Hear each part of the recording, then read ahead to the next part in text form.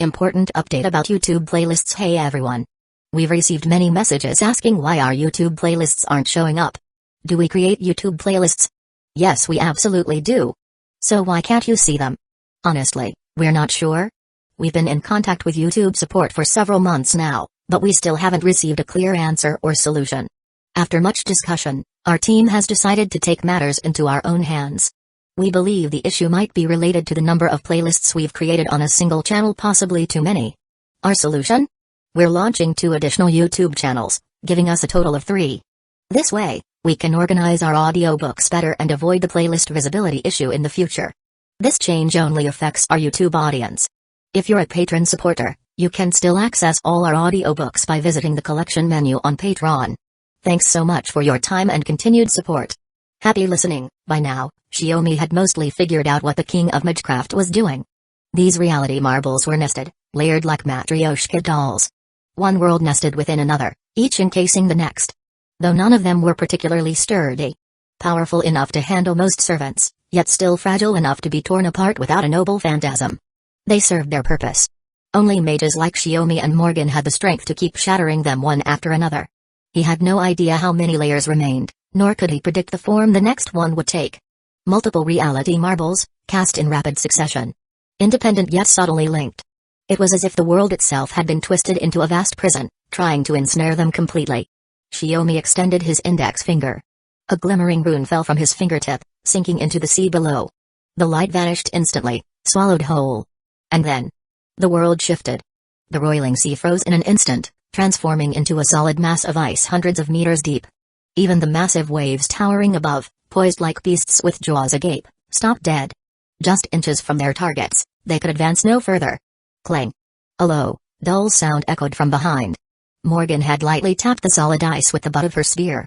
It looked like nothing, barely enough to disturb the surface. Yet a sharp crack snaked outward. Then, the crack spread with explosive force, racing toward the King of Magecraft beyond the frozen waves. Now Xiaomi only had to walk forward, tap the base of the wave with the tip of his spear. And in a flash of thunder and lightning, the entire iceberg came crashing down. The 4th reality marble shattered. Amid wind and rain, Xiaomi spotted the King of Magecraft suspended above the ruined sea of ice. Rain lashed his body. The storm tossed his white hair in wild arcs. But from start to finish, that man wore nothing but a calm, gentle smile. As if the collapse of his reality marble was no more than expected. Something like, yes, this outcome was likely. Yet again, Xiaomi saw warmth in those golden eyes. Perhaps it was just the lingering cold of the reality marble's magic, making that flicker of heat all the more visible.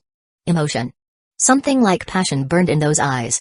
On the face of the King of Magecraft, whom Xiaomi, even after 2 encounters, had believed incapable of expressing any feeling. Passion. For what? There was no need to ask. This was a battlefield. Castor stood before them as an enemy. And he, along with Morgan, would exhaust every ounce of Magecraft to bring him down. Surprising, isn't it? The King of Magecraft. Actually showing passion in battle, Xiaomi murmured as he returned to Morgan's side. A man who always saw battle as nothing more than a necessity, now stirred by the fight itself. Morgan smiled knowingly. But it's only natural. After all, his opponent is my husband. Even a moment's carelessness would mean death for the King of Magecraft. Always flattering me. Xiaomi shook his head. You stand beside me in this battle, yet talk as if you have no part to play. He closed his eyes for a breath, then reopened them. His face now brimming with fierce, surging battle spirit.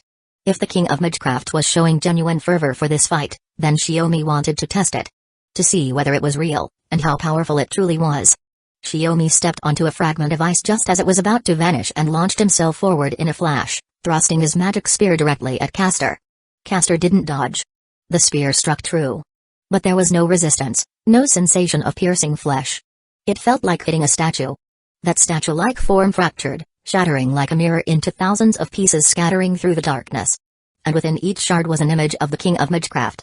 From each mirror, countless Castor figures began to emerge, their presence distorting Xiaomi's senses with chaotic magical energy. Each one felt real. And yet none of them were. They raised their palms, and spells powerful enough to raise a city began to form. Real and illusion. Truth and falsehood. Indistinguishable from one another. A mirage made manifest. You're underestimating me, King of Magecraft. Xiaomi hurled his spear aside and spread his arms wide, hovering midair. Above him, The pitch-black sky was spinning with countless stars, and in an instant, those stars stretched into luminous threads. Morning star. From that whirling starfield, white light rained down. And among it, one radiant golden beam shone brightest of all. Morgan, who had inherited magecraft through the Holy Spear, had never once revealed the true nature of that spell. Even if she combined all of Xiaomi's mana with the power of his command seals, it would only just match EA. Besides, it was a spell she had reserved for another purpose. In most cases, she would have simply used her noble phantasm. But if the target was strictly limited, if it was just for destroying the current world egg, then this was the perfect weapon. So this is all the Holy Spear amounts to. Wrong Ominiad. The fourth reality marble vanished into mist. Chapter 202, The Silver Longsword, wrapped in seething, hate-fueled mana, swept away a barrage of noble phantasms in a single strike. Saber glanced back at Sakura and Rin. They couldn't step into this battle. As human magi, their attacks couldn't even reach the King of Heroes, shielded as he was by countless noble phantasms. Panting, she turned her gaze to Gilgamesh, just a short distance away.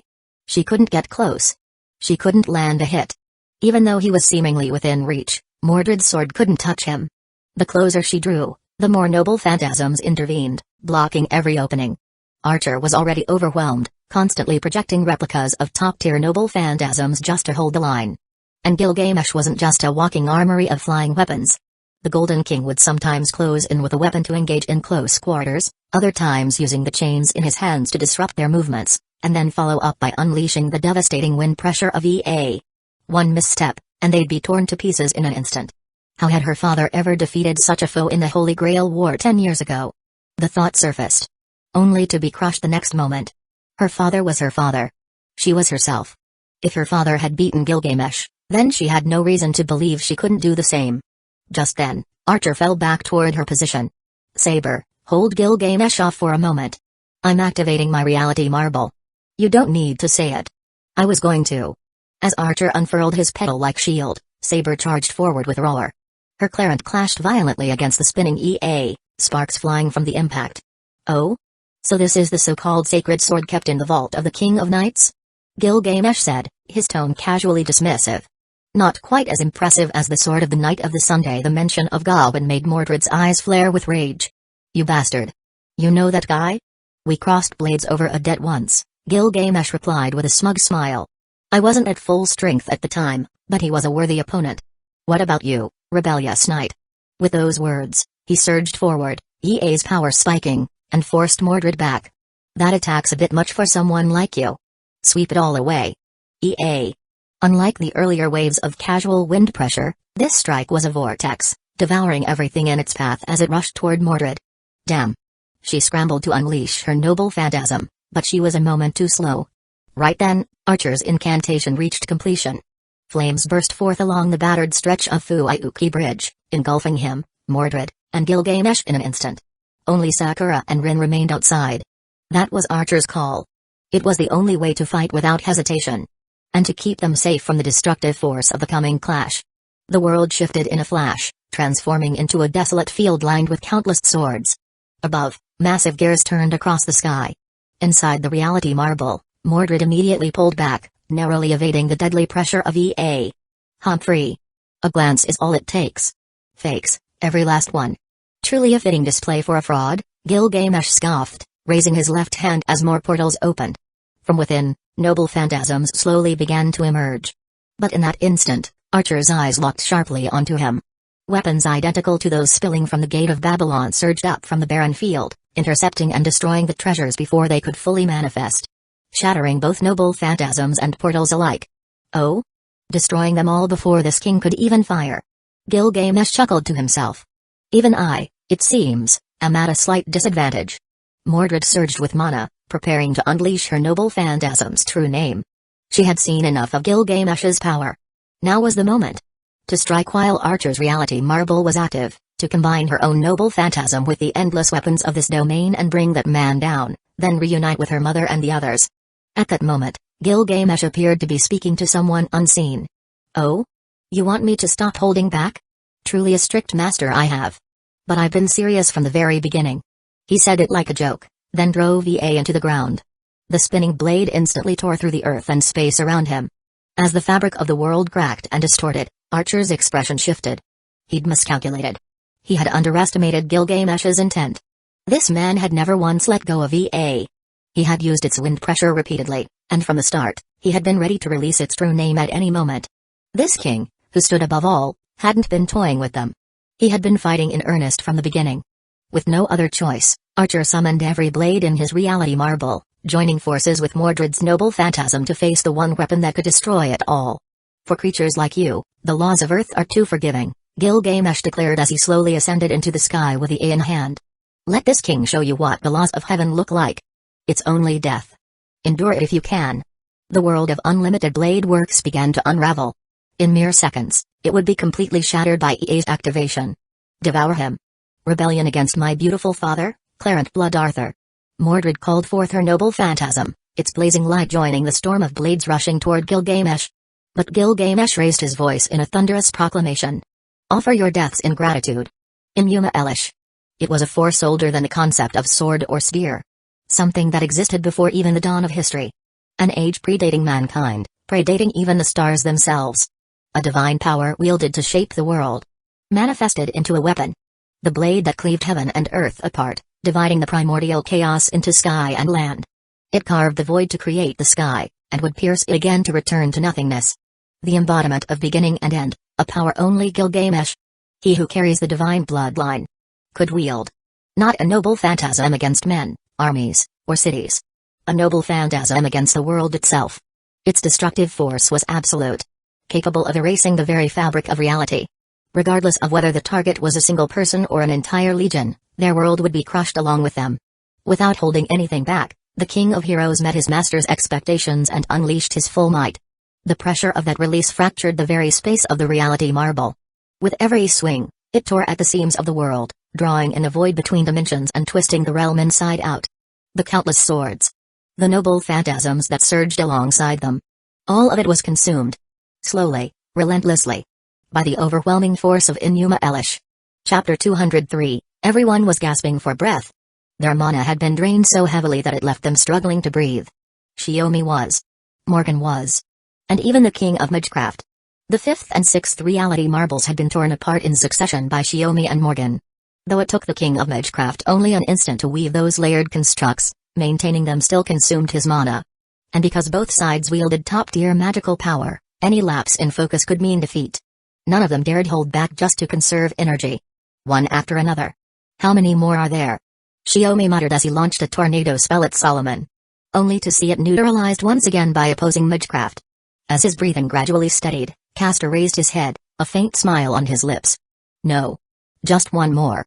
I didn't expect things to go this far, Castor said. Under normal circumstances, most servants would be spent by the third one at most. Your eyes, which see through past and future. Can't they see how this fight ends? Shiomi let out a dry chuckle. Castor gave a slight shake of his head. The era I lived in has long since passed.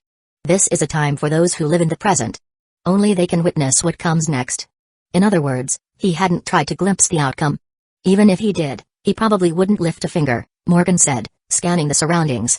The remnants of the sixth reality marble hadn't completely faded, and the scene beyond Fuiuki Church was still obscured. Just as the king of Magecraft had said.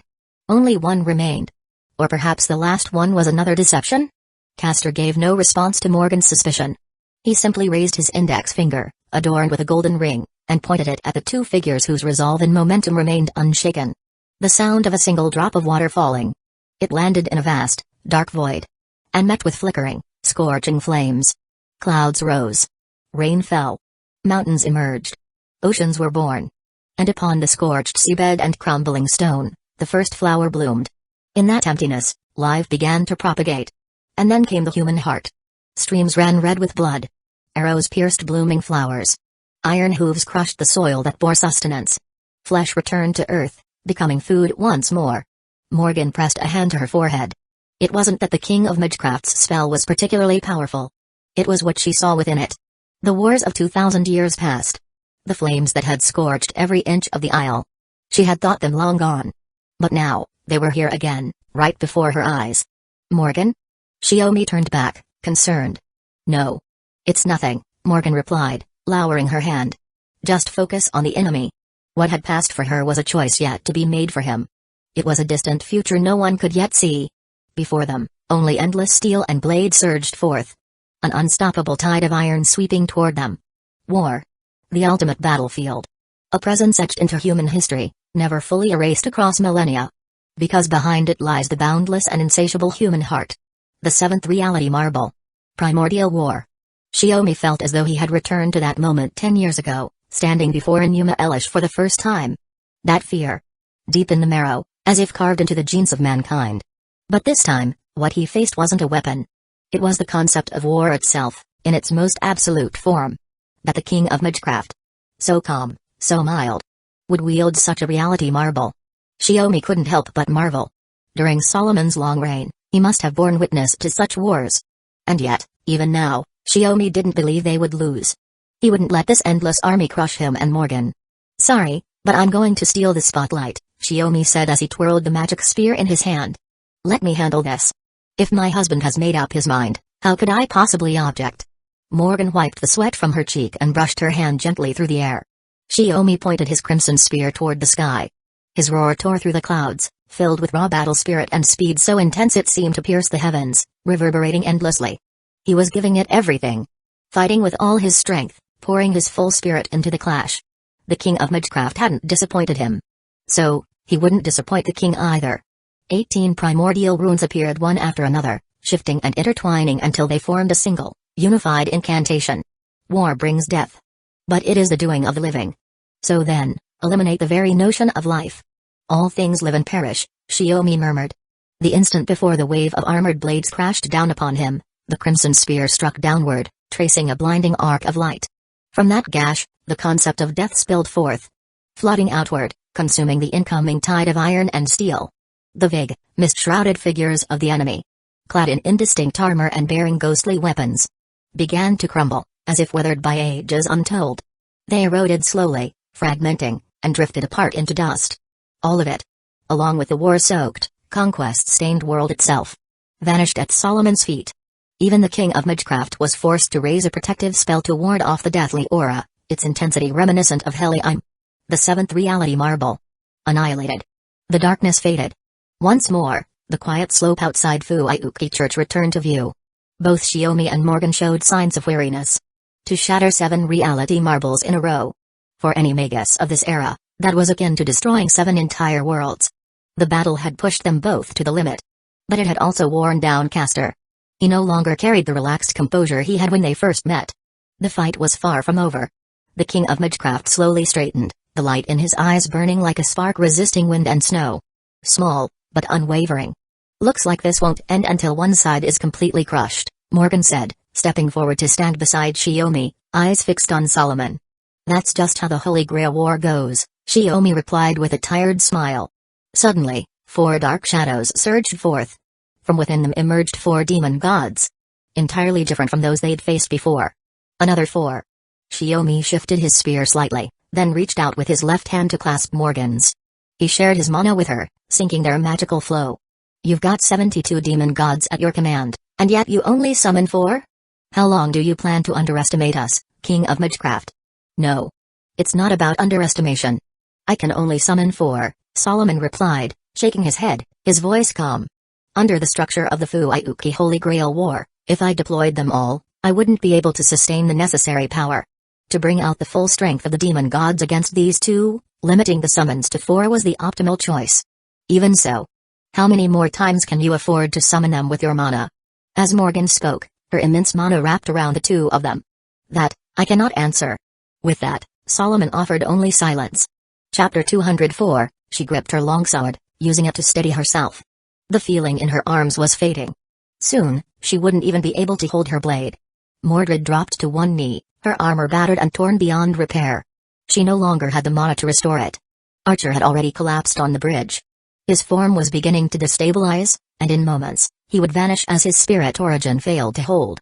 The reality marble, unlimited blade works, had been torn apart in an instant.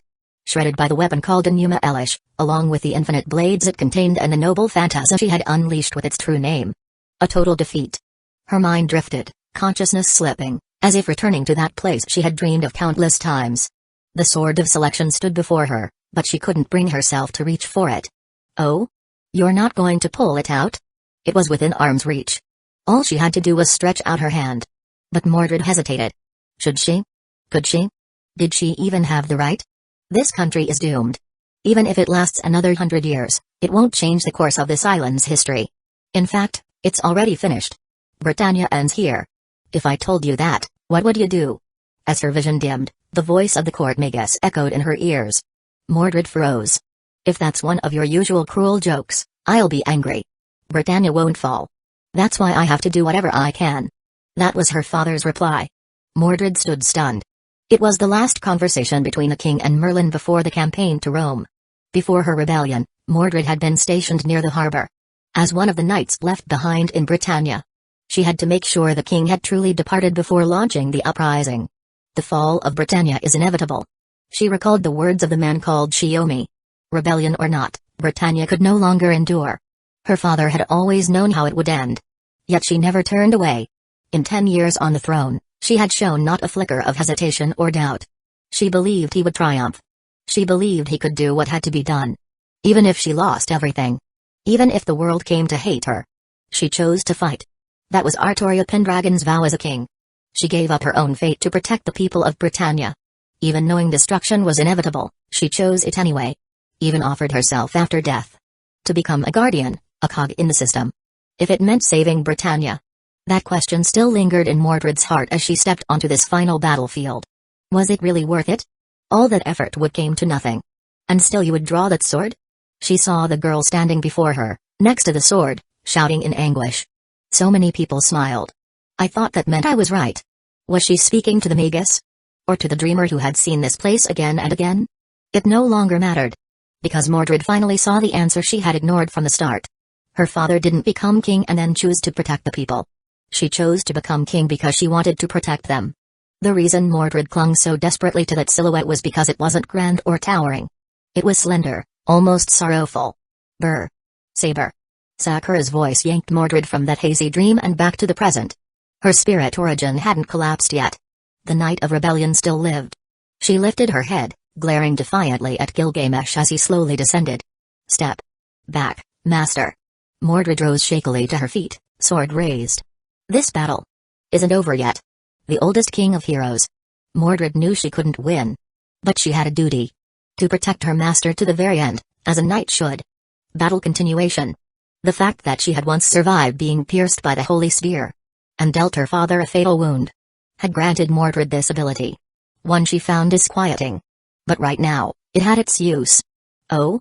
So the doubt in your eyes has finally vanished, Knight of Rebellion, Gilgamesh said. TCH. If you want to fight, then bring it on already.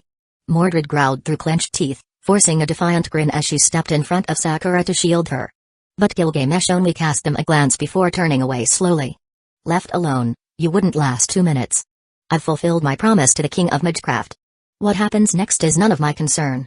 With those words, he dissolved into golden particles and vanished from the weathered Fuiuki bridge. Bastard. Just how far is he going to look down on us? Mordred cursed under her breath. Her sword slipped from her hand, and her body collapsed backward onto the ground. Saber. Sakura called softly. Sorry. Master. Mordred looked at her with a faint smile. Looks like I won't be able to carry you to victory. Sakura shook her head. We did everything we could. The enemy was just too strong. Yeah. My father beat that guy. But I couldn't. Mordred gave a weak, bitter laugh. I really am not as strong as my father. Saber. In the end, maybe I was chasing the wrong wish all along. Mordred looked up at the sky stretching above the bridge. All I ever wanted was to ease my father's loneliness. To retrieve the things she abandoned to become king. Because she was admired by all, she wasn't allowed to cry or scream. If someone else had taken the throne, that wait wouldn't have been necessary. In the end. Maybe it would have been better if I'd just died as her knight. That would have suited me more. Her voice grew softer and softer. After gently brushing the tears from Sakura's cheeks, Mordred smiled. And vanished. Only when the servant's presence had completely disappeared did Sakura rise from the ground. She turned to face her sister, who had also lost her servant. Even if it's just the two of us, we should go meet up with father. She voiced what was in her heart. She could feel the surge of overwhelming mana coming from the direction of the church. The battle there still hadn't ended. But before she could finish, Sakura turned sharply, warily eyeing a young man approaching slowly along the still intact road of the bridge. That would really be a headache for me. Without Castor, "We can't claim the Holy Grail," said the white-haired man, his age impossible to guess. "Not when the other side consists of those two." Sakura recognized him. "The Lord of the Department of Astromancy. Mer is very Animosphere. Then let's continue. A Holy Grail war. Between masters." With his hands clasped behind his back, Mer is very calmly initiated the next phase of the conflict. Chapter 205, For Warriors of the Land of Shadows, taking on 10 foes is unremarkable, and facing 100 is merely the beginning. A true warrior from the Land of Shadows must be capable of standing alone against thousands. Though Shiomi often grumbled about his master's harsh training, he never once allowed himself to slack off. He aspired to be the best disciple, the one his master favored most. With that determination, Shiomi achieved his goal. Blocking his path were the 72 demon gods under Solomon's command. Due to the constraints of the Holy Grail war system, Solomon could summon only 4 at a time without depleting his strength. Each demon god possessed power on par with a standard servant. Yet, even they couldn't halt Shiomi's advance. The demon gods were repeatedly defeated and summoned anew, leaving no room for respite. As Shiomi withdrew his crimson spear from the heart of a demon god resembling a massive lion, he glanced at the king of Magecraft, who was being held at bay by Morgan's Magecraft. That man merely raised his hand. Without a moment's hesitation or lament for the fallen demon god, the next one appeared on the battlefield. Shiomi surmised that these demon gods weren't truly dying, rather, they were temporarily unable to respond to their king's summons and manifest in this Holy Grail war. But that detail was inconsequential. The Holy Grail war had reached its final stage. There would be no next time, no subsequent battle. What was certain was that, including the initial 4, Shiomi had already vanquished 16 demon gods, each with distinct forms and abilities. A hexagram formed overhead. A spell cast by a male demon god with 3 heads, a snake's, a man's, and a cat's. With a single glance, Shiomi discerned that the spell aimed to restrain his movements. Twisting his crimson spear, he tapped its spot against the ground, causing fine ice shards to rise and form a white cylinder encasing him. The hexagram descended, shattering the icy pillar, yet Shiomi was nowhere to be seen. The demon god's cat head lifted, emitting a piercing screech.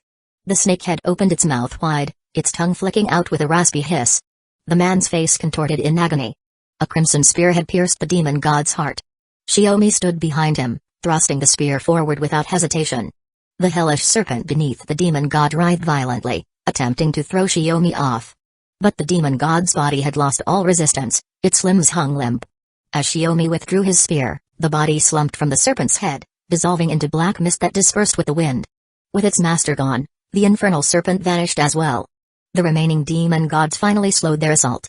As the highest-ranking familiars summoned by the king of Magecraft, each demon god possessed intelligence comparable to humans. Shiomi descended slowly to the ground, his body bearing the scars of battle with the king of Magecraft. Yet, the demon gods couldn't determine whether he was at his limit. Moreover, there remained a witch capable of matching the king of Magecraft in magical combat. Oh? Shiomi sensed a subtle shift.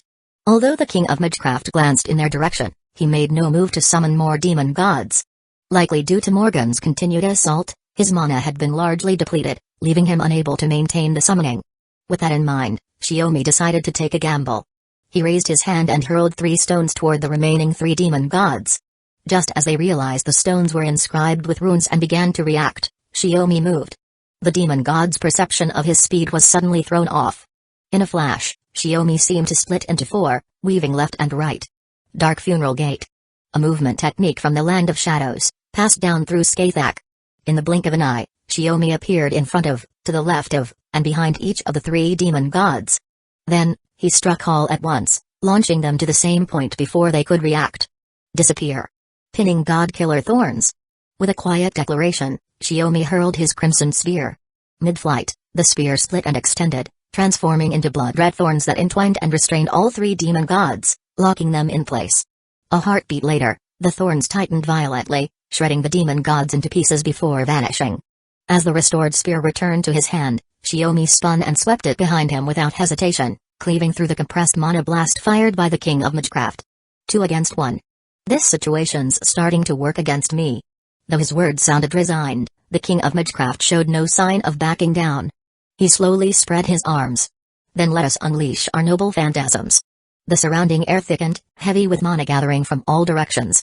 Fuiuki, with its superior ley lines, offered a richer greater source than most places. Then this side will. Morgan quickly deduced that Solomon was about to activate a large-scale noble phantasm. one capable of targeting individuals, armies, or even entire cities. Mana no weaker than Solomon surged into Morgan's hands. Xiaomi quietly began preparing primordial runes for protection. Even conservatively speaking, the clash of their noble phantasms would reduce this entire area to scorched wasteland. Fuiuki Church included. Solomon remained cautious to the very end, keeping his defenses up even during the brief window before activation. Even if Xiaomi attempted interference during that moment, it would prove useless. The tension was about to explode. But then, a voice cut through the moment. Both sides, that's enough. Marisberry emerged slowly from around the corner at the far end of the road. On any other occasion, such a gesture would never be enough to halt Xiaomi or Morgan. It might even provoke Xiaomi to attack. That is, if this magus had come empty-handed. He walked toward them slowly, as if cradling a mere prop. Except it was the unconscious Sakura he held in his arms. All servants other than Castor have already withdrawn. If the two of you insist on continuing this battle, which now holds no meaning for you, then I can't guarantee this child's safety. Though Marisberry's tone was mild, the cold calculation of a magus was clear in his eyes. He had seen through the Holy Grail War's greatest threat from the start. And with no hesitation, he had chosen the most effective method to eliminate it. Marisberry. Xiaomi pointed his spear at Marisberry, seething with rage. But Marisberry met his fury with unwavering calm. He clearly had no intention of justifying himself, nor did he believe his choices had been wrong. Chapter 206, I don't care how you judge me, Marisberry said with a calm smile. The Holy Grail is extremely important to me. I do respect and appreciate you for purifying it during the last Holy Grail War. But these are two separate matters. You want the Holy Grail that badly? Xiaomi clicked his tongue. The ritual created by the three founding families was designed to achieve the third magic. The materialization of the human soul. And thus reach the root, Marisberry explained. As someone uninterested in the root and not a proper magus, Mr. Xiaomi, you probably can't understand why we magi dedicate our lives to pursuing it. Xiaomi had no particular reaction to Marisberry's explanation. Even now, with the Greater Grail fully intact, he had no interest in it. 10 years ago, he'd only been forced into the war by BB. So you're trading Sakura for the Holy Grail? Xiaomi slowly lowered his spear. This man was sharp. He knew exactly what mattered most to Xiaomi. More accurately, I'm trading her for your support in ending the Holy Grail War, Marisberry said as he approached. As you can see, I only immobilized your daughter. I didn't harm her in any other way. I believe that's a sufficient show of good faith. Cold, rational, and utterly results-driven. Lord Animusphere embodied the ideal magus. And in this negotiation, he had shown what would be recognized as genuine sincerity. He dragged Sakura forward and handed her over to Xiaomi. Then let me ask you.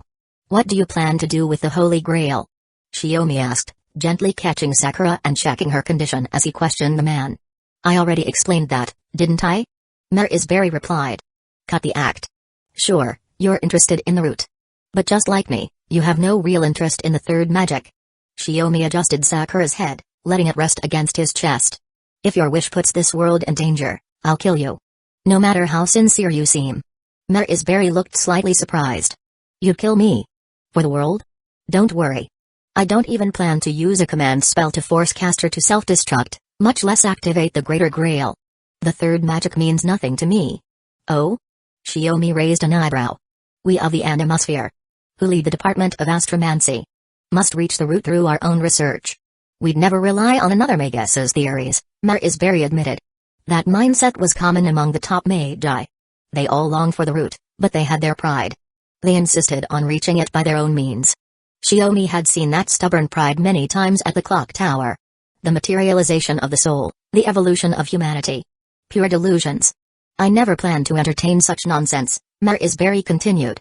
All I want is to use the Holy Grail as a wish-granting device. I want to complete Chowdas. Chowdas? Xiaomi blinked. He'd heard bits and pieces at the clock tower. From Lord Trambelia, in fact. The head of astromancy was working to build an observatory called Chaldea, said to be a unique system designed to protect humanity's survival. As expected of someone valued by two of the three lords. Even you've heard of it, Marisberry said, unfazed by Xiaomi's surprise. But you may not know. Just to win over sponsors, it's already been assembled. It can function as a model of Earth, but it's far from fulfilling its intended purpose. So that's why you need the Holy Grail. To complete it? No. I need the Holy Grail to fund it. What I have isn't enough, Marisberry said, surprisingly showing a trace of helplessness. I see. Understanding now, Xiaomi let out a quiet sigh. If that was all, then as long as Sakura was safe, there really was no reason to stop Marisberry. Don't you think I'm shallow? Marisberry, now confident no one would get in his way, even joked with someone he barely knew. I'm not seeking eternal life, I'm not chasing the root. All I want is money. That's not my concern, Shiomi replied with a cold laugh. I just didn't expect a Lord of the Clock Tower to enter the Holy Grail War for something like that. Sakura was safe. After the bitter battle, the Holy Grail War would end in a draw. They hadn't defeated the King of Magecraft. But hadn't been defeated either. A bit disappointing, but nothing to be hung up on. If they had truly fought to the end. If they had killed the King of Magecraft. Then either he or Morgan would have fallen. If it had been him, so be it. But he couldn't accept a world where Morgan was lost. Holding Sakura in his arms, Shiomi walked down the slope alongside Morgan, who seemed indifferent to everything and everyone. Except Sakura. By the way, what did you do to Rin? Shiomi asked. The one from the Tasaka family? Marisberry responded. Nothing. After defeating her, I just left her on the sidewalk by the bridge. She wasn't useful as a bargaining chip anyway. You really are a magus through and through. With that, Shiomi took Sakura and got into the car with Morgan at the end of the slope, vanishing beyond the grounds of the Fuiuki Church. Are you satisfied now? Even for you, facing those two must have been exhausting, right, Castor? It was a battle I never could have imagined, Solomon nodded. The King of Magecraft understood perfectly why Marisberry had chosen to end the Holy Grail War this way. If Castor and either Shiomi or Morgan had perished together, the Holy Grail would never have ended up in Marisberry's hands. Well then. The fighting's over. What will you do now? I have no interest in completing the third magic, so there's no need for you to end your own life. As the victor of the Holy Grail War, you're entitled to a wish too. Solomon fell silent, visibly puzzled. An emotion rarely seen on him. The Holy Grail can grant wishes. Both master and servant are eligible. I wish for immense wealth. What about you? What do you desire? Caught off guard by the question, Solomon froze. His own wish. What was it? His own wish? Really? Any wish, Marisberry? Of course. Anything except my life. You're my contractor, and my only friend, Castor. No. Solomon, King of Magecraft. If it's your wish, then it's undoubtedly a rightful one. So go ahead. Make your wish with confidence. Chapter 207. So, in the end, the aristocratic faction, the democratic faction, and the neutral faction all agreed to pretend the Grand Roll never happened, huh? Half a month had passed since the end of the Fifth Holy Grail War. Karin, now back in Fuiuki, recounted the Grand Roll meeting, which Shiomi was supposed to attend. And everything that had led up to it.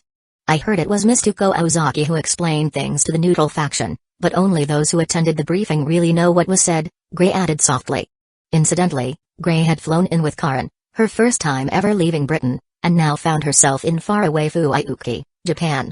A foreign land, unfamiliar surroundings, and unfamiliar people. Precisely because everything was unfamiliar, no one paid her any special attention. To her surprise, Gray found she actually liked the feeling of being in a foreign country. Tuko really has it rough, Shiomi said with a weary sigh. Karin gave a sly grin. Isn't it Dad's side that has it rough? She lost a carefully prepared Holy Grail War. Sakura must have taken it hard, don't you think? She cried for a bit, said she wasn't good enough because she couldn't beat the Lord of the Department of Astromancy, Shiomi replied with a sigh. Sakura had been in low spirits for a few days after that, but with Rin keeping her company, she recovered fairly quickly. The Holy Grail War was always a life-or-death battlefield. Just surviving it was already a stroke of luck. The three of them were walking through the streets of Shinto. Having heard that Shiomi had purchased another house, Karin half-jokingly told him he should prepare a coming-of-age gift for her, too. So Shiomi brought her to Shinto to check out the local properties. Though in the end, Karin didn't find any that she liked. It was a rare day without driving, so as they walked, Shiomi took the chance to go over everything that had happened with the Grand Roll. Dr. Heartless had vanished without a trace, and Faker Hephaestion was also missing. Still, Shiomi had a different feeling about it. Unlike Kairiko Tomine 10 years ago, who vanished without even a corpse, this man named Heartless probably really had reached the end of his life. Speaking of which, I'm planning to stay in Fuiuki until summer before heading back to the clock tower. Lord Valuala's already handled everything over there anyway. Shifting away from the topics of the Grand Roll and the Holy Grail War, Shiomi turned to Karin and Gray to talk about what came next. Just as he was about to ask for Gray's opinion, a worker unloading goods on the roadside lost his grip, and two large boxes came tumbling toward him. Shiomi calmly reached out and steadied the boxes, helping the worker lower them safely. I'm really sorry. It's my first day doing this, so I'm still not very good at it. The voice was timid and uncertain. The man slowly straightened up, revealing orange hair and bright green eyes under a standard issue baseball cap.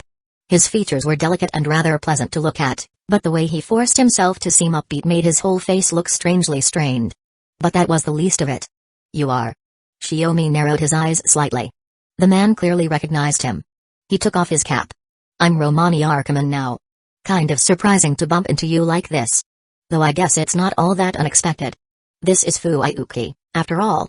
I see. So that's what's going on.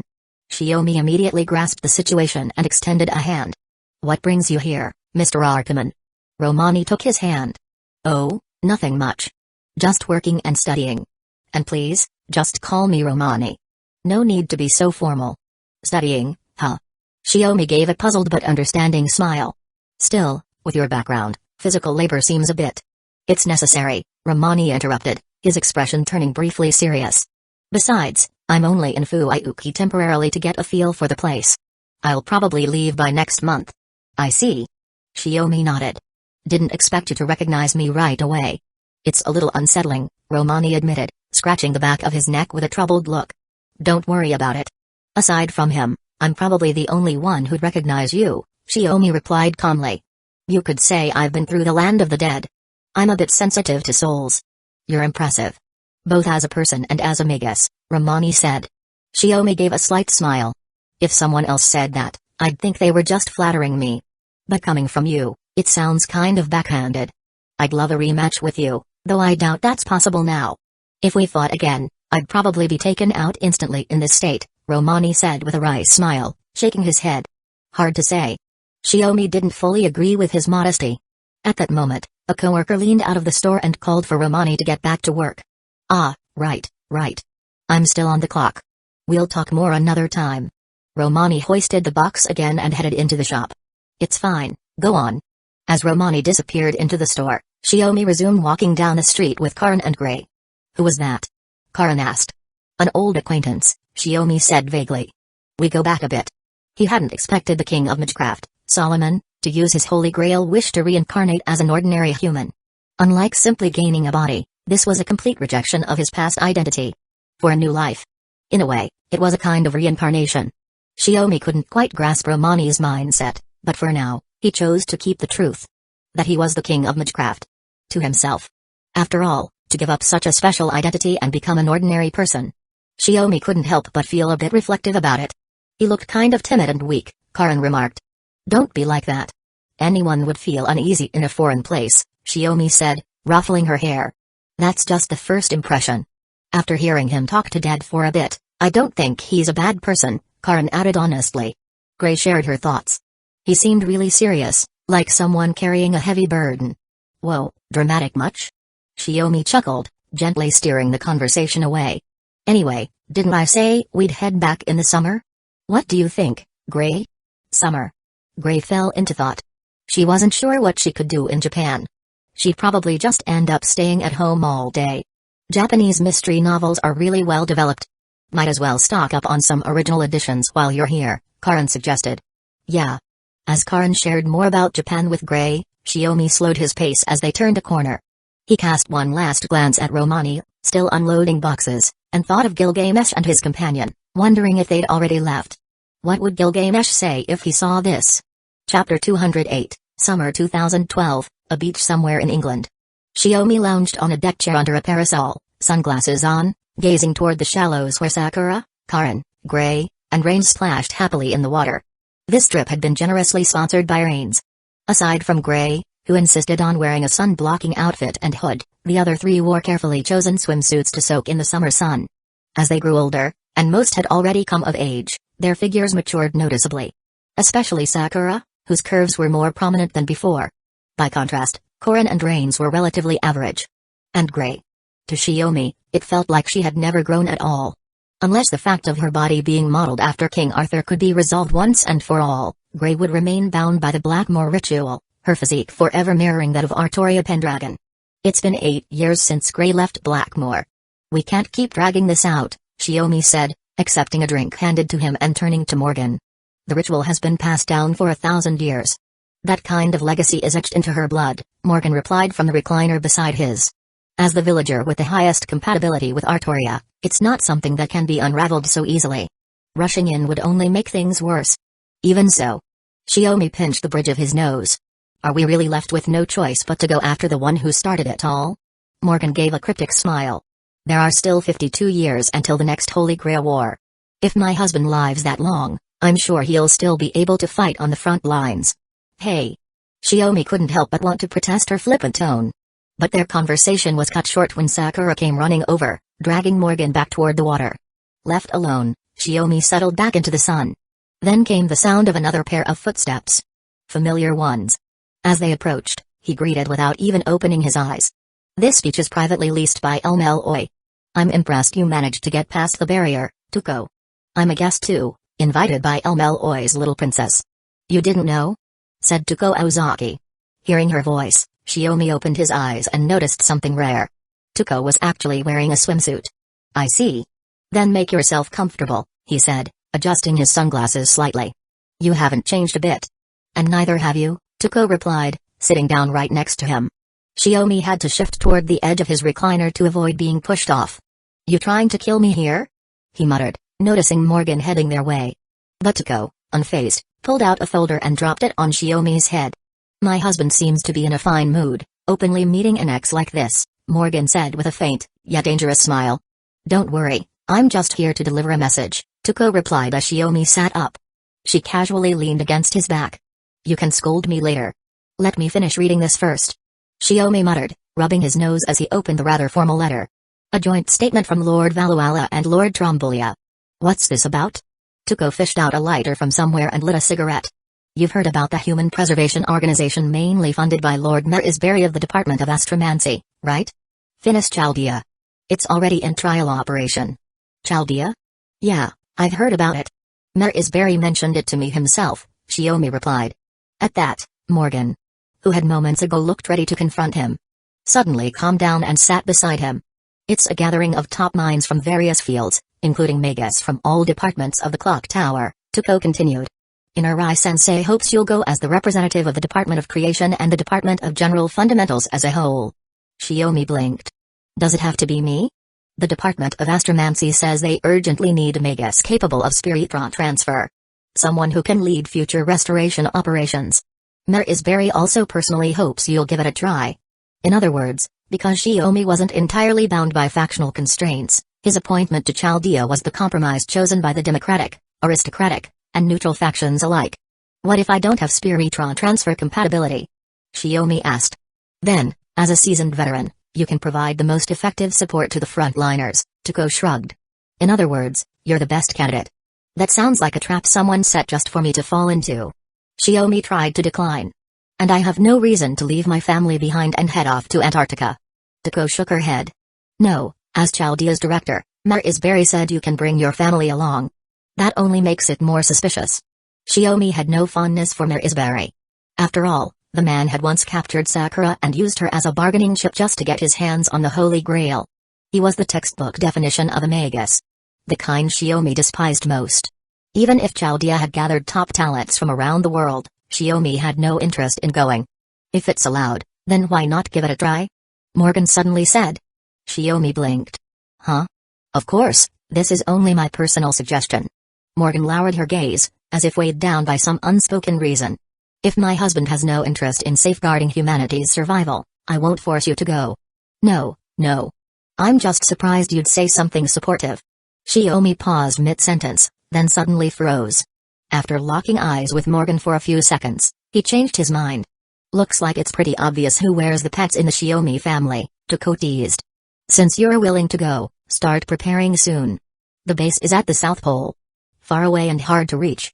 But I didn't expect you to be the one delivering the message, Shiomi sighed. Tuko removed her glasses, her expression shifting to something more assertive.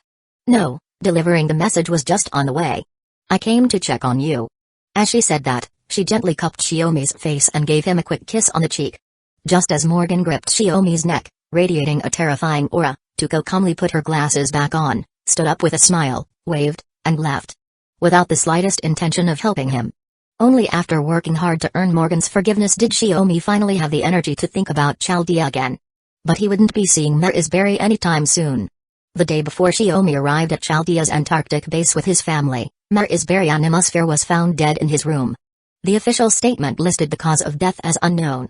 Chapter 209, 2014, Chaldea. It had been 2 years since Shiomi received the invitation to join Chaldea. Although he was stunned by the news of Marisberry Animosphère's death on the very day he arrived, by early 2013, Marisberry's only daughter, Olga Marie Animosphère, had already taken over as director and head of the family. These changes didn't really affect Shiomi. He had been recommended by the Mages Association and held a rather special position. Alongside him came Morgan, Sakura, Karin, and Gray. Sakura now worked in the technical department, helping Olga Marie with frontline operations. Having once bonded with both of them during the Mystic High's train incident, she got along quite well with them. Karin was assigned to the medical department, handling routine healthcare duties. Gray, unused to London and long accustomed to living at the Shiomi household, had followed along and was now doing some simple technical work. Only Morgan remained without any assigned responsibilities.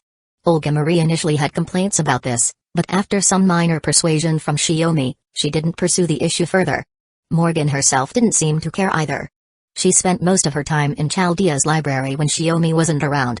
Because of that, she appeared to have become somewhat familiar with Hinako Okada, one of the prospective masters chosen for the human order restoration. Shiomi would occasionally catch them chatting together. Thinking of this, Shiomi opened the master candidate dossiers and focused on Group A Hinako Okada, a magus from the Department of Botany at the Clock Tower. Formerly a technician at Chaldea, but selected as a master candidate due to her exceptional talent. She persistently refused health checkups. Just leave her alone. Hearing Shiomi bring it up, Morgan put down her teacup and said so casually. What a strange person, he muttered to himself as he flipped to the next page. Kirshtaria Wodime, Marisberry's top disciple, chairman of the Department of Astromancy. Both his lineage and magic circuits traced back millennia. He was the young head of the distinguished Wodime family. A genius among geniuses. I wonder who's stronger. Him or the Lord of Bardam Eloi, Shiomi said with a mischievous smile, half joking with Morgan. What about my husband? A magus from the Age of Gods living in the modern day, Morgan replied with a smile. Surely he's more exceptional than any of them. Shiomi choked up and reluctantly turned the page. I'm older than they are, so it's not really a fair comparison. For someone whose fate is already sealed, age is meaningless, Morgan teased cheerfully. Katic Zemliopus, from the relatively young Zemliopus magus family with a history of no more than 2 centuries. Selected due to his master compatibility. A prideful yet insecure personality. He wasn't chosen for his talent. Shiomi sighed. In terms of overall ability, Sakura is much more suited for Group A, Morgan remarked. Honestly, even Karin might outperform him right now. Don't say that. He's still part of Group A, Shiomi replied, shaking his head as he continued reading. Ophelia Famers alone, from the Department of Spiritual Levitation. Possesses mystic eyes. Typically wears a black eye patch to conceal them. The Department of Spiritual Levitation, huh? Morgan commented with a meaningful tone. It's been 20 years. Let it go, Shiomi scratched his head awkwardly. Morgan was referring to the time Shiomi killed Kenneth, which had dealt a heavy blow to the department. Rumor had it that Kenneth's fiancée, Sola Ui, still hadn't remarried. Shiomi knew full well that he had a bad reputation in that department. Every time Ophelia saw him, she showed faint traces of fear. After all, he was the infamous Noble Slayer. As the oldest member of Group A, he felt it was his duty to manage relationships with his teammates properly going forward. Let's see, that leaves Scandinavia Papencino and Davidson Void. The former is a freelance magus Marisberry met during his travels, and the latter specializes in the Department of Lore. Shiomi said as he thought aloud. Wait. Lore. Void. So he's the one involved in the angelic artifact case. He was only 10 back then. Morgan, resting her chin on one hand, reached out and gently stroked Shiomi's cheek at the edge of the table. Then there's my husband. The former sealing designation executor, a magus notorious as the Noble Slayer, and the 7th master of Group A. Morgan smiled faintly. That's the general situation. But right now, we still don't have enough master candidates. According to the original plan, we need at least 48. Shiomi sighed. That said, Chalda's simulation of the light of humanity has been running smoothly so far. No issues for now. Keep working hard, my husband. It's thanks to your efforts here that I get to live comfortably in Chaldea, Morgan said playfully. I heard from Sakura that Director Olga Marie relies on you quite a bit. Shiomi thought back. Sure enough, Olga Marie had granted him authority exceeding that of the other group of master candidates and often sought his input on various matters. She's around Sakura's age, and with her father having passed not long ago, she's clearly yearning for some fatherly affection, Morgan added. I'm not a machine. I can't replace Olga Marie's father, Shiomi said with a wry smile. But if she's looking for that, I'll look after her a bit. Whatever Marisberry's story is, that girl's innocent. There's no reason for me to treat her as an enemy. Any other plans today? Morgan leaned in closer and asked. Shouldn't be. Just as Shiomi was about to answer, his communicator buzzed. When he picked up, a man with narrow eyes, clad in military green attire, appeared on the screen. Sorry to interrupt, Shiomi-kun. We've hit a few snags in the Spiritron transfer experiment that need adjusting. Could I trouble you to gather the other members of Group E? You mean Captain Kirschteria, right? Shiomi replied. Lev Leiner. He wasn't the captain himself. Besides being a master of Group A, Shiomi had his hands full with many other responsibilities. They should be in the lounge right now. Could you stop by and call them over? Lev wore a troubled look. I've got a ton on my plate too, so I'd appreciate it. Yeah. Shiomi agreed, mostly for Tuko's sake. Then, after placing an apologetic kiss on Morgan's lips, he picked up the documents and left the room. Chapter 210, in 2015, the Spiritron calculation engine, Trismegistus, was completed. Even technology from the Atlas Institute was used. Marisberry. No, the Animusphere name really does carry weight. Shiomi looked at the completed Spiritron computer and couldn't help but sigh. After all, Animusphere is a Magus family that's been passed down since before the Common Era. It's only natural they'd be capable of this. Alongside Shiomi, Kirschteria and the other group of masters had came to witness the completion and activation of the device. It's a shame Marisberry didn't live to see this, Shiomi remarked, spreading his hands with a touch of irony. That's the Atlas Institute's contract. Something that hasn't been issued since the beginning of the Common Era. For a Magus, accomplishments aren't necessarily confined to their own generation. Teacher understood that better than anyone. He wouldn't be regretful. Just relieved. Kirschteria asked, I heard you once helped the Atlas Institute recover a contract? It wasn't anything that dramatic. Just some personal matters made it impossible to carry it out. Shiomi pressed his lips together. Nothing worth mentioning. Since then, he hadn't seen Zipai again. That man who once looked down upon all of human history. Shiomi had no idea what he was up to now. The Atlas Institute remained as enigmatic as ever. At that thought, his gaze shifted to Olga Marie. She was doing her best to fulfill her responsibilities as director, coordinating personnel across departments. Thanks to Sakura's assistance, everything seemed to be running smoothly. I heard the last master candidate has finally been found, Kirschteria said. Yeah, she was found in Japan. Her name is Ritsuka Fujimaru, 17 years old. Shiomi had already reviewed the girl's file. She had no background in magecraft. Just an ordinary person who developed magic circuits through mutation and happened to be compatible with Spiritron transfer. That's why she'd been specially invited by the head of the scouting team in Japan. I see. Kirschteria nodded. Shiomi felt there wasn't much else to observe. He gave a quick farewell to the others and left the control room. With Trismegistus completed, Chaldea's operations were gradually winding down. Even Shiomi found himself less occupied. Alone? A relaxed male voice came from the side. Romani. Shiomi looked up, saw him, and paused his steps. Not much going on. I was planning to head to the library. Now that Trismegistus is complete, the only thing left for the master candidates is the potential onset of humanity restoration, Romani said with a resigned smile. He had joined Chaldea a year after the end of the Fifth Holy Grail War, thanks to his connection with Marisberry, and worked in the medical department. He was also its head. And you? Is the doctor's work keeping you busy? Shiomi asked. Well, with your daughter around, there's a lot less I need to do. Romani gave a rueful smile. Karin was now effectively second in command of the medical department. And even more trusted by Olga Marie than Romani himself. What about that child? Mashkiri Elite. How's her condition?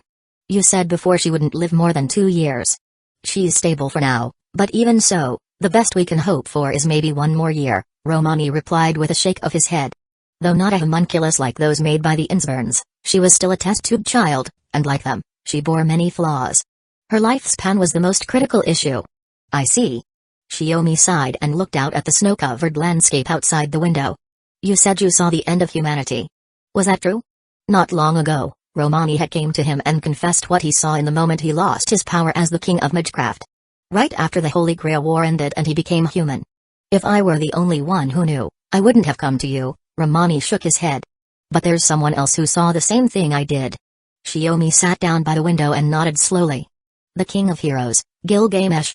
That man's eyes can see the future too. Exactly. Romani sat beside him. And when I woke up, the King of Heroes told me that if I wanted to resolve this crisis, I had to seek your help. What? Shiomi was visibly surprised. Honestly, I had no idea what to do. We were enemies, after all. I didn't even know how to start a conversation with you, Romani said with a frank laugh. But I didn't expect the clock tower to recommend you to Chaldea. It saved me a step. Talk about luck. The problem is, it was just a flash. I saw the future's destruction but didn't get to see who was behind it, Romani continued. I asked the King of Heroes, but he refused to give me an answer. That golden jerk.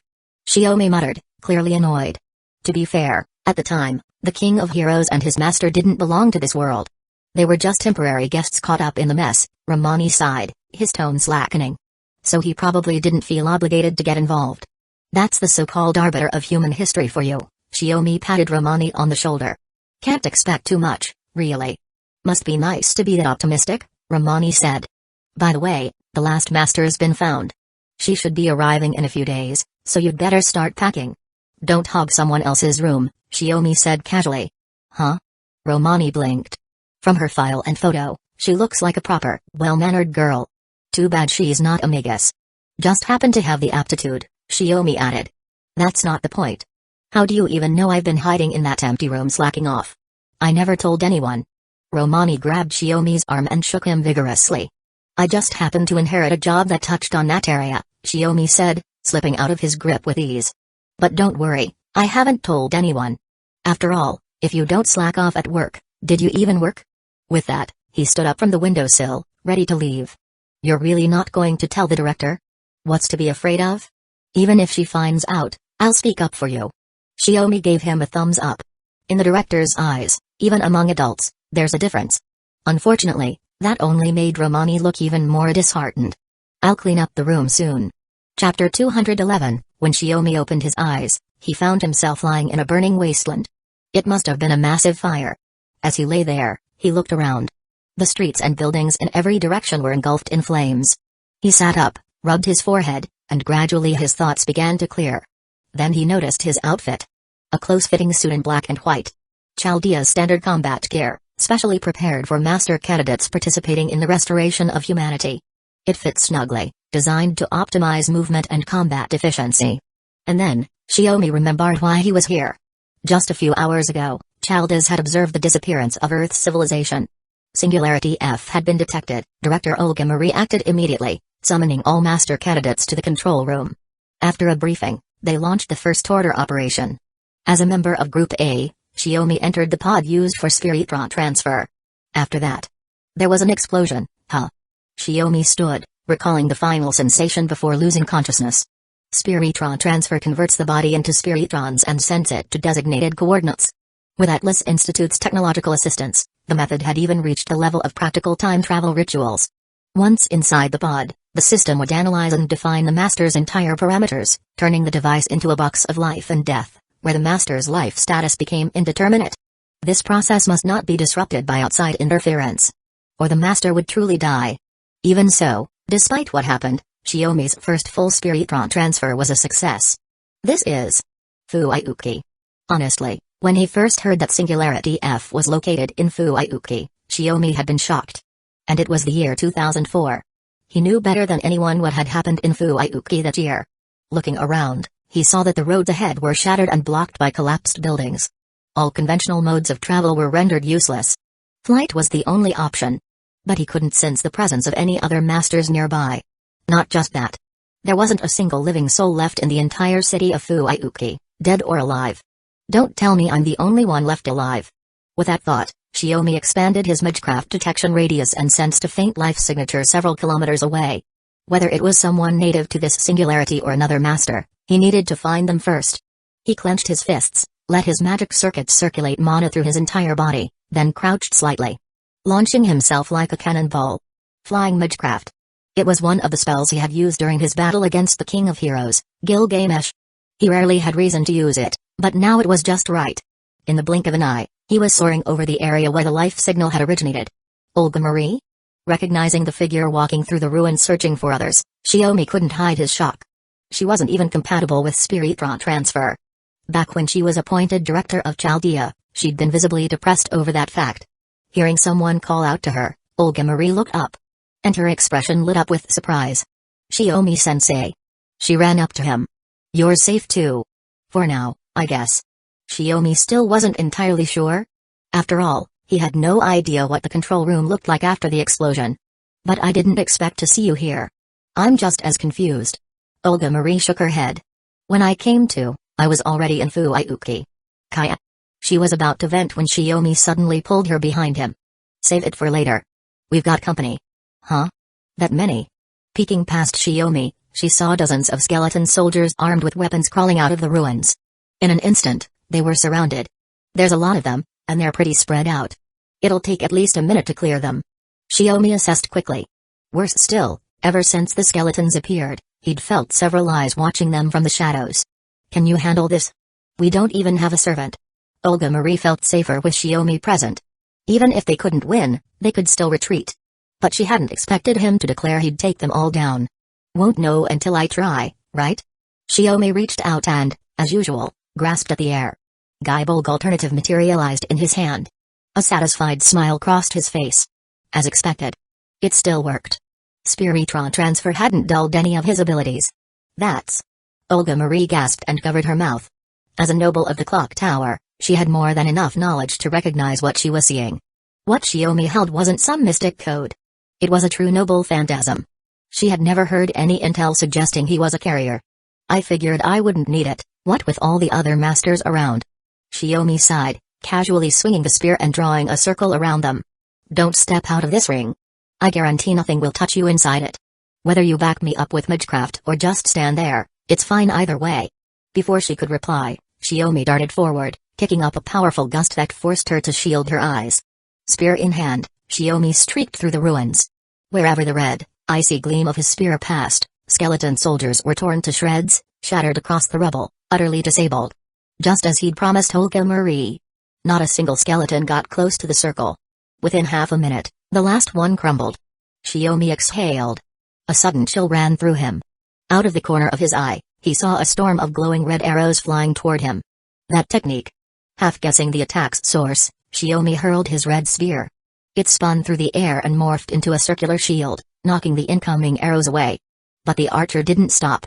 A second volley, even more deadly, was already in flight. Catching the spear as it returned to his hand, Xiaomi threw it again, this time releasing its true name. The spinning spear collided with the oncoming arrow midair. The impact triggered a massive explosion above, and the nearby ruins collapsed again, a cloud of dust rising more than 10 meters high. A servant. Whether it was the archer or the one flinging fireballs, they were all servants. Xiaomi understood immediately. Catching his returning spear, he turned around to check on Olga Marie. Only to see two more figures approaching. You two. You're okay? Olga Marie turned and saw Itsuka Fujimaru. The master who had been dozing off during the briefing. Approaching with Mash Carry Elite, her large shield in hand. Chapter 212, Ritsuka and Mash had rushed over upon hearing the sounds of battle. What they saw was Xiaomi tearing through the skeleton soldiers like a storm, sweeping the battlefield clean. Director? And Mr. Xiaomi? Ritsuka was surprised. Are you both alright? For now, Xiaomi replied as he put away his spear, glancing over at Mash. What exactly is going on? Olga Marie asked Mash. This is Singularity F Fuyuki City, Japan, in 2004. It's hard to believe, but Mash's voice was low and reserved. That's not what I'm asking. I want to know why you only succeeded just now. Olga Marie cut in, pressing for the more critical answer. But she, too, was interrupted. This time more gently. Xiaomi patted Olga Marie on the shoulder. Calm down, Marie, he said. Chaldea had prepared a servant in advance to investigate Singularity F. Namely, Heroic Spirit Summoning Number 2. Apparently, it caused quite a stir and a fair bit of destruction, and since then, it's refused to manifest its spirit origin. Now, that heroic spirit has lent its power to Mash, turning her into a demi-servant. My guess is something must have changed its mind. Marie was Xiaomi's nickname for Olga Marie, and it helped her quickly regain her composure and listen. Yes. When I was on the verge of death, that servant formed a contract with me, transferring his power and noble phantasm. Through that, we fused, and I became a demi-servant, Mash said with a nod, confirming Shiomi's assumption. Shiomi folded his arms and looked at Ritsuka. Even though she's a demi-servant with a physical body, she still needs a master's support to function in combat. So you chose Ritsuka Fujimaru? I guess so. Ritsuka rubbed her orange-red bangs, looking a little embarrassed. By the time I came to, I was already here. It's not exactly like the Holy Grail War, but it's not unusual for someone outside the system to gain command spell qualifications, Shiomi said with a wry smile, trying to ease Ritsuka's unease. Relax. Now that we're together, I'll take care of you both. Indeed, based on what just happened, Mr. Shiomi's combat ability is already well beyond that of a typical servant. If he were to form a servant contract. Mash calmly analyzed. But Shiomi raised a hand to stop her. Alright, let's save that for later. What we need now is to find a foothold in this burning city of Fuiuki, he said. But you're in luck. Aside from the newcomers, you've still got me. In terms of combat strength alone, we're definitely lucky, Ritsuka nodded again and again. No, what I mean is. Shiomi looked toward the city with a serious expression. As it happens, I'm originally from Fuiuki. Even without any prior investigation, I know this city better than anyone. Olga Marie's eyes widened in realization. Now that you mention it, I remember Rain saying you took part in the Fourth Holy Grail War. I was already living in Fuiuki before that, Shiomi said with a shrug. At that moment, the communicators on his and Ritsuka's wrists suddenly lit up. They pressed them at the same time, and Romani's face appeared on the projection screen. Dr. Roman. Ritsuka called out in surprise. Before the Spiritron transfer to this place, she had been settling into her assigned room, where she ran into Romani, who was flustered and tidying up. After introducing themselves, they had heard the explosion from the control room. And then, they arrived at Singularity F. Fujimaru. Mash. Romani looked both surprised and relieved. I can't believe you managed to withstand the loss of meaning without the coffins. Maybe they're just special, Shiomi said, glancing at the white creature perched on Ritsuka's shoulder. It looked like a mix between a squirrel, a wildcat, and a puppy. Shiomi felt like he should recognize it, but couldn't quite recall where he'd seen it before, so he stayed quiet for now. Shiomi's here too? Romani was stunned. Not just me. Marie's here as well. Shiomi pulled Olga Marie over to his side. Oh wow, just like Sakura said. He's actually still alive. Dad's vitality is on par with a cockroach that's survived since the dawn of time. Karan suddenly barged into the frame, shoving Romani aside. Shiomi's face twitched. Karan, don't you think it's a bit much to call your own father a cockroach? Well, it's true, Karan said nonchalantly as she made herself comfortable and resumed the transmission. Since Dad's safe over there, Sakura's salvage efforts should go a bit more smoothly. Are you all okay? Shiomi asked with concern. Sakura and I are fine. Gray and my mother are somewhere else. They rushed over when they heard the explosion, Karan replied. Hold on. Why is the head of the medical department sitting in that seat? Olga Marie asked, turning to Karan. She was pointing at the seat Karan had taken, which was originally assigned to Professor Lev, who was in charge of managing Spiritron transfers and supporting the masters in various ways. Because Professor Lev was at the center of the explosion. He's currently missing, Karan explained calmly. 99% of the people in the control room were killed. Right now, the highest-ranking member of Chaldea is Dr. Roman, so he's handling combat command. Olga Marie struggled to process the situation. Wait. You just said Sakura is salvaging. What does that mean? Shiomi asked. There were 47 people in the coffins, including Dad. All of them were critically injured in the explosion. Since the proof process was interrupted, your physical bodies ended up drifting in the imaginary numbers sea, Karan said. Sakura is trying to interfere with it to save Dad and the other masters. That's not going to be easy, Shiomi sighed. The imaginary numbers sea, or imaginary numbers space, was a boundless big box. Inside, concepts like time and direction didn't exist, which was precisely what allowed Spiritron transfers to enable time travel. As one of the rare imaginary numbers magus, Sakura, under Morgan's tutelage, had already learned how to manipulate the space with ease, using it as both a battlefield and a source of power. However, salvaging the Chaldea masters, whose coordinates were unknown, in that limitless void was another matter entirely. It was quite literally like finding a needle in a haystack. The others have already been cryogenically preserved. Only Dad's coffin hasn't been touched, Karan added. Since Dad managed to appear over there, he's not someone who'd go down that easily. As she spoke, she took a lollipop out of her mouth and gave it a light whirl. Her voice stayed as calm as ever, but there was a faint quiver in her tone. After all, He's my dad. Chapter 213, that said. Aside from Shiomi and Ritsuka, who weren't affected, the remaining 46 masters had all been placed in cryogenic preservation. Something that deeply unsettled Olga Marie. To carry out cryopreservation without the consent of the individuals involved was a serious violation. Even though Olga Marie understood that freezing all 46 of them was the right move. The only way to ensure their survival. She couldn't ignore the weight of it. After all, the responsibility for that decision ultimately rested on her, the director. 46. No, 47 lives. How am I supposed to carry that burden? She clenched her fists, biting at her fingers in distress. It's okay. I'll be here for you, Shiomi said, rubbing her head. I'll talk to Lord Tranbilia and Lord Valuala at the clock tower and convince them to back you up. It wasn't something a girl in her 20s should have to handle. She was still inexperienced and lacking in status. There was a clear gap between her and someone like Shiomi, who had long been a seasoned player in the clock tower's factional politics. And Rain's Karin's voice came through the speaker. Olga Marie perked up a little. All right. I'm a lord of the clock tower too, after all. She had been worried that the Democratic faction would use this as an opening to attack her, but with Shiomi vouching for her, that concern eased considerably. So, what do you plan to do next? Romani asked from behind Karin's seat. Are you going to wait here for rescue? Shiomi was the first to answer. Don't be ridiculous.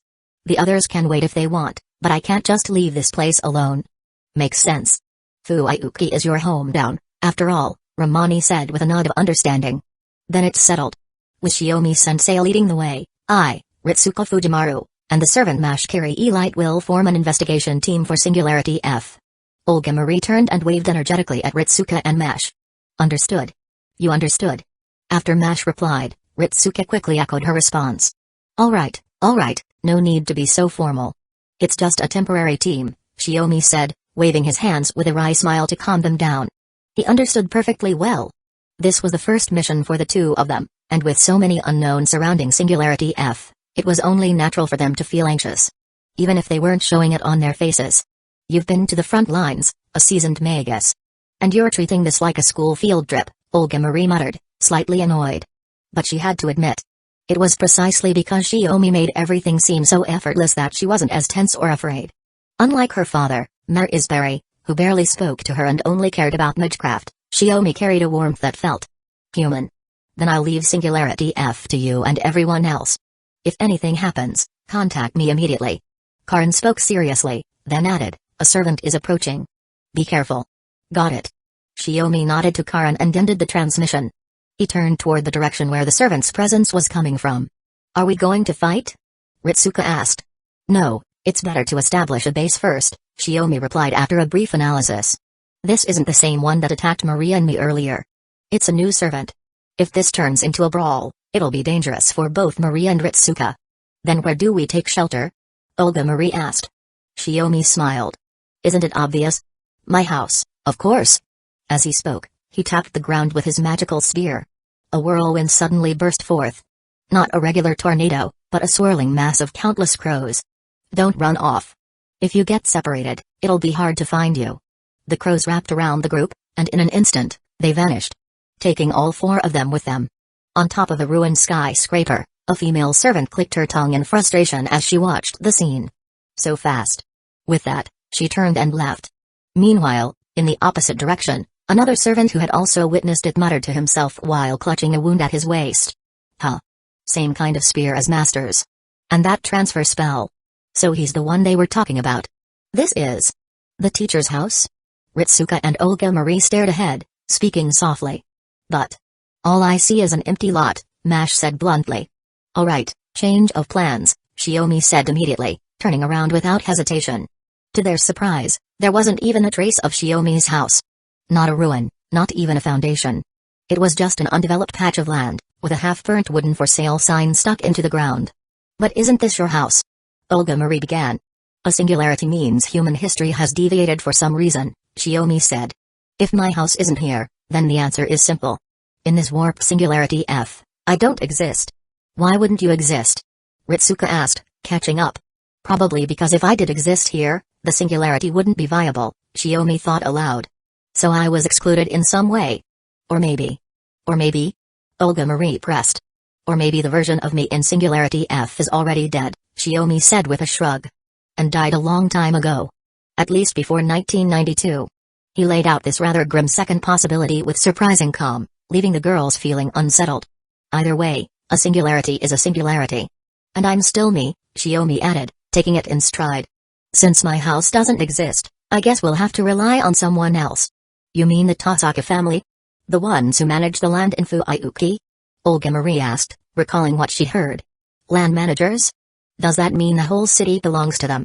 Ritsuka asked curiously. Shiomi shook his head. Maybe in the past. These days, it refers to the magical ownership of the land's ley lines. Fuyuki is the second most important spiritual site in Japan. It's because the Tasaka family oversees the entire region that they can offer it as the ritual ground for the Holy Grail War. Holy Grail? War? Ritsuka tilted her head. Shiomi paused, hands on his hips, a bit flustered. He had no choice but to start from the beginning, explaining the Holy Grail War and the concept of servants to Ritsuka as they walked toward the Tasaka estate.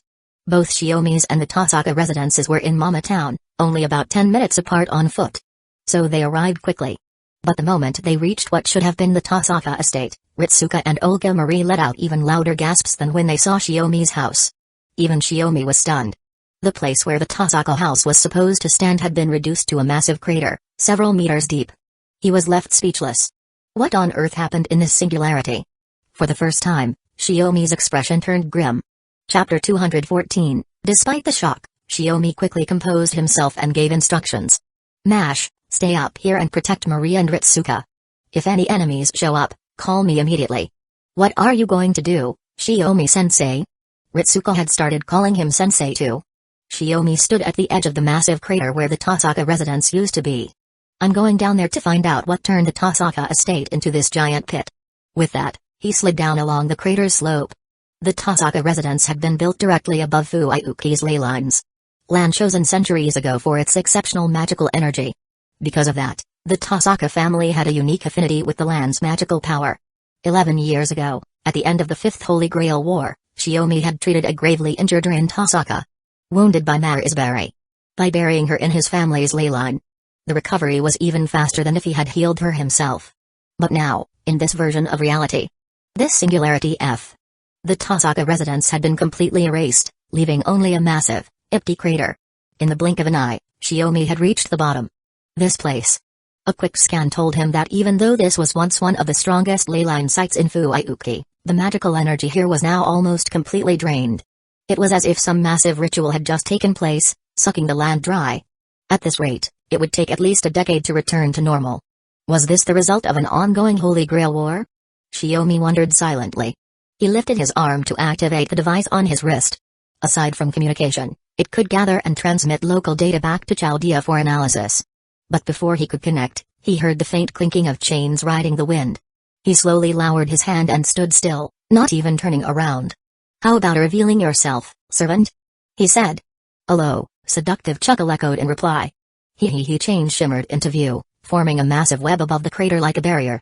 You stayed instead of running. Should I call you clever? Or just hopelessly foolish? A light purple-haired female servant in a cloak stood atop the chains, staring down at Shiomi like a predator sizing up prey with no escape. Shiomi had never seen this servant before. But he recognized the long weapon in her hand. Harp. He murmured. Oh? You know this weapon? The woman said, licking her lips. Are you connected to Perseus? Shiomi asked. Her expression changed instantly. Don't you dare mention that man in front of me. I was going to kill you quickly, but I've changed my mind. Now I'm going to tear you apart slowly, piece by piece. She tightened her grip on her weapon. This spear destroys immortality. Any wound it causes will never heal. Not even through a miracle capable of completely restoring the flesh. Shiomi didn't flinch. I've seen noble phantasms like that before. That servant died miserably. Perseus will end the same way. Honestly, if you had gone after the three above while I was down here investigating, I would have been more troubled. Prey should always be savored from the most delicious first. And the magical energy radiating off you. So rich it's mouth-watering. The servant ran a hand through her hair. It turned into snakes, then into chains, tightening their formation around Shiomi. If you think you can. Go ahead and try. Servant Lancer, Medusa. Shiomi sneered. In an instant, the chains coiled around him. From above, the others cried out, alarmed by the sudden shift below. Even a servant can't escape my chain barrier, Medusa said coldly. unbothered that her true name had been revealed. She looked up at the trio above. Next pray. Piercing through heaven and earth, bring forth the pure, steady lightning. Divine saber. The chant cut her off mid-sentence. Sensing the burst of magical energy, Medusa turned in alarm. But it was already too late. From the bottom of the crater, lightning surged upward. Multiple bolts came crashing down, turning the darkness into blinding daylight. Medusa, having underestimated her opponent, had no idea that Shiomi was capable of wiping out dozens of skeletal soldiers in under 30 seconds. She thought trapping him was enough. But under the barrage of thunder, she screamed in agony. Such high-level magecraft. And he cast it instantly. Olga Marie was stunned. She had never seen Shiomi fight before. On the Mystic Eyes collection train, she'd only witnessed Sakura's combat skill. Though they were just a year apart, Sakura's magecraft was already extraordinary. But what Shiomi just unleashed was on a whole different level. Girls, stay in defensive stance. As long as he's down there, we've got nothing to worry about. A wary-sounding voice called out. Mash immediately raised her shield on alert. When the figure came into view, Ritsuka gasped and covered her mouth. You're injured? She asked. Took a bit of a hit. The unfamiliar man pulled down the light blue hood of his cloak, revealing his blue hair. He gave a lopsided grin. Servant caster. Not your enemy. After all, your leader and I go way back. Eh? Olga Marie looked even more shocked. Down in the crater, the battle raged on. Shiomi rarely used chants to cast grand magecraft. His spells were already powerful enough without them. But when paired with a right chant, the effect more than doubled. The chains binding him loosened. Medusa, scorched black and trembling, began to back away. Even her magic resistance had been overwhelmed. For the first time, fear crept into her expression. The confidence she had when hunting Shiomi was gone. She now just wanted to retreat and regroup. Especially with her allies still above the crater. She leapt upward, but what she didn't expect was Castor already waiting for her at the crater's edge. The moment she appeared, he completed a string of runes, which transformed into a barrage of fireballs, flying straight at her. Shiomi raised his magic spear. Now go.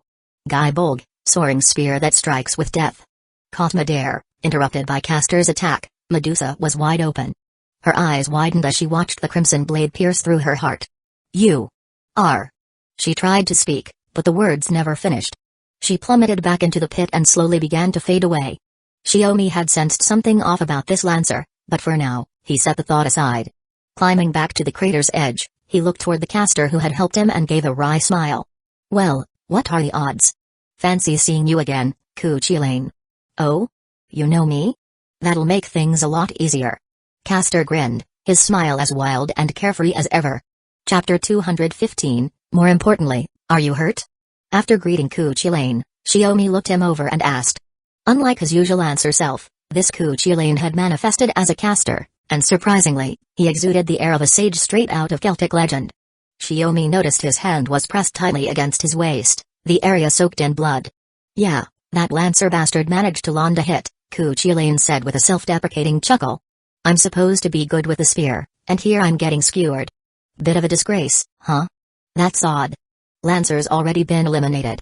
Why hasn't the curse on the wound faded? Shiomi frowned, immediately noticing the issue. Guess her spear isn't quite the same as our Celtic guide Irmud's. Even if the servant and noble phantasm vanish, the curse lingers, Kuchilane said with a helpless shrug. Thanks to that, I can't fight properly now. Just as Shiomi and Kuchilane were talking naturally, Olga Marie cut in. Wait a second. How do you know a servant you just met? And how did you instantly know his true name? Is that strange? Ritsuka asked. Mash explained, yes, master. In the Holy Grail War, a servant's true name is top secret information. Unless their noble phantasm or some identifying trait is revealed, only their master should know it. Care to explain, kid? Kuchilane grinned. I'm curious too. Don't tell me you met me when I was still alive? Shiomi turned back toward the crater where the battle had just taken place.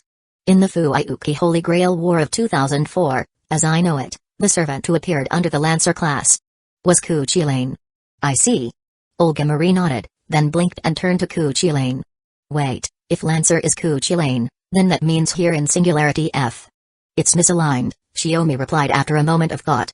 This Holy Grail War in Singularity F doesn't follow the original timeline at all. Then he looked back at Kuchilane. Since you showed yourself and even helped stop that Lancer from escaping, are you planning to cooperate with us? Well, that's the idea for now, Kuchilane said casually as he sat on a toppled concrete pillar. Shiomi raised an eyebrow. Then maybe start by telling us what's going on in this Holy Grail war? I'm the only one left. The only one? Shiomi echoed. But since we arrived, we've already been attacked. Once by what looked like an archer-class servant, and then by that lancer. Saying you're the only survivor seems a bit off. Kuchilane's usual carefree smirk faded, replaced by a serious expression. The Holy Grail Wars changed. And we didn't even realize it. Changed how? Olga Marie asked. I don't know all the details, but one night, the city was consumed by fire. All the humans vanished. Only the servants remained, Castor explained, voiced steady. The one who reignited the fighting was that saber bastard. She went on the offensive like a fish in water. In the end, every other servant except me was wiped out. Wait. Wiped out? Shiomi was taken aback. Now that he thought about it, something had felt off when he defeated Medusa earlier. Even without a master, a servant shouldn't have gone down that easily. There's no way he had just gotten that much stronger. Right? That's right. But once they were killed, those servants became corrupted by black mud. Just like that lancer. And started acting as Saber's subordinates, Kuchilane explained. I fought off the corrupted rider, assassin, and lancer on my own. Managed to take down rider and assassin. Originally, I was going to finish off lancer too, but Archer was observing our battle the whole time. So in the end, you got overwhelmed and wounded by Lancer's noble phantasm? Shiomi nodded. I get the picture. But that makes the situation even more serious. Why? Shouldn't losing corrupted servants be a good thing? Olga Marie asked quickly. When Kuchilane mentioned the other servants were corrupted by black mud, it reminded me of something, Shiomi said. The Greater Grail in Fuyuki was tainted during the Third Holy Grail War. Once the Grail's mana manifested, it took the form of black mud capable of corrupting even servants. What? Olga Marie's face turned pale. Shiomi gazed toward the other side of the burning city. But that brings up a bigger problem. At the end of the Fourth Holy Grail War, my allies and I exposed the truth about the Greater Grail's corruption. With the support of other servants, we cleared the way and purified it. Ritsuka, who had been listening intently and piecing together everyone's words, suddenly realized what Shiomi meant. Wait. If it was purified, then...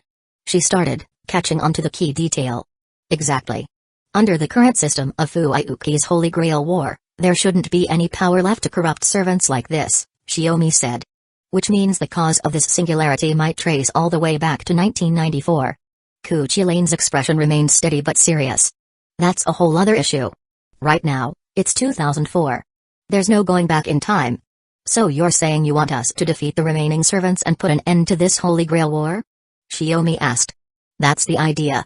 If you do that, this singularity you're dealing with should collapse and be corrected, Kuchilane replied. Shiomi looked at Olga Marie, Mash, and Ritsuka. They all nodded in agreement. Next question. Do you know where Saber and Archer are? Shiomi asked. Of course. They're in the heart of the city. Kuchilane turned his gaze toward Mount Enzo. Saber is guarding the corrupted Greater Grail. That so? Then we've got our destination. Shiomi looked in the direction of Ritu Temple and began walking forward. Olga Marie quickly followed behind. Are we heading straight for Saber and the Greater Grail, Mr. Shiomi? Of course not. We've just arrived. At the very least, we should rest and regroup a bit first, Shiomi replied with a smile. I know a place. It's on the way and should work well as a temporary base. As he spoke, he glanced at Kuchilane, who was slowly standing up. Can you still move? From what I can tell, your injury is more than just a graze from Lancer's spear. Oh? You're sharp, Kuchilane said with an easygoing grin. Olga Marie folded her arms, eyeing Castor carefully as Shiomi continued. Your spirit core is severely damaged. It wouldn't be surprising if you disappeared at any moment.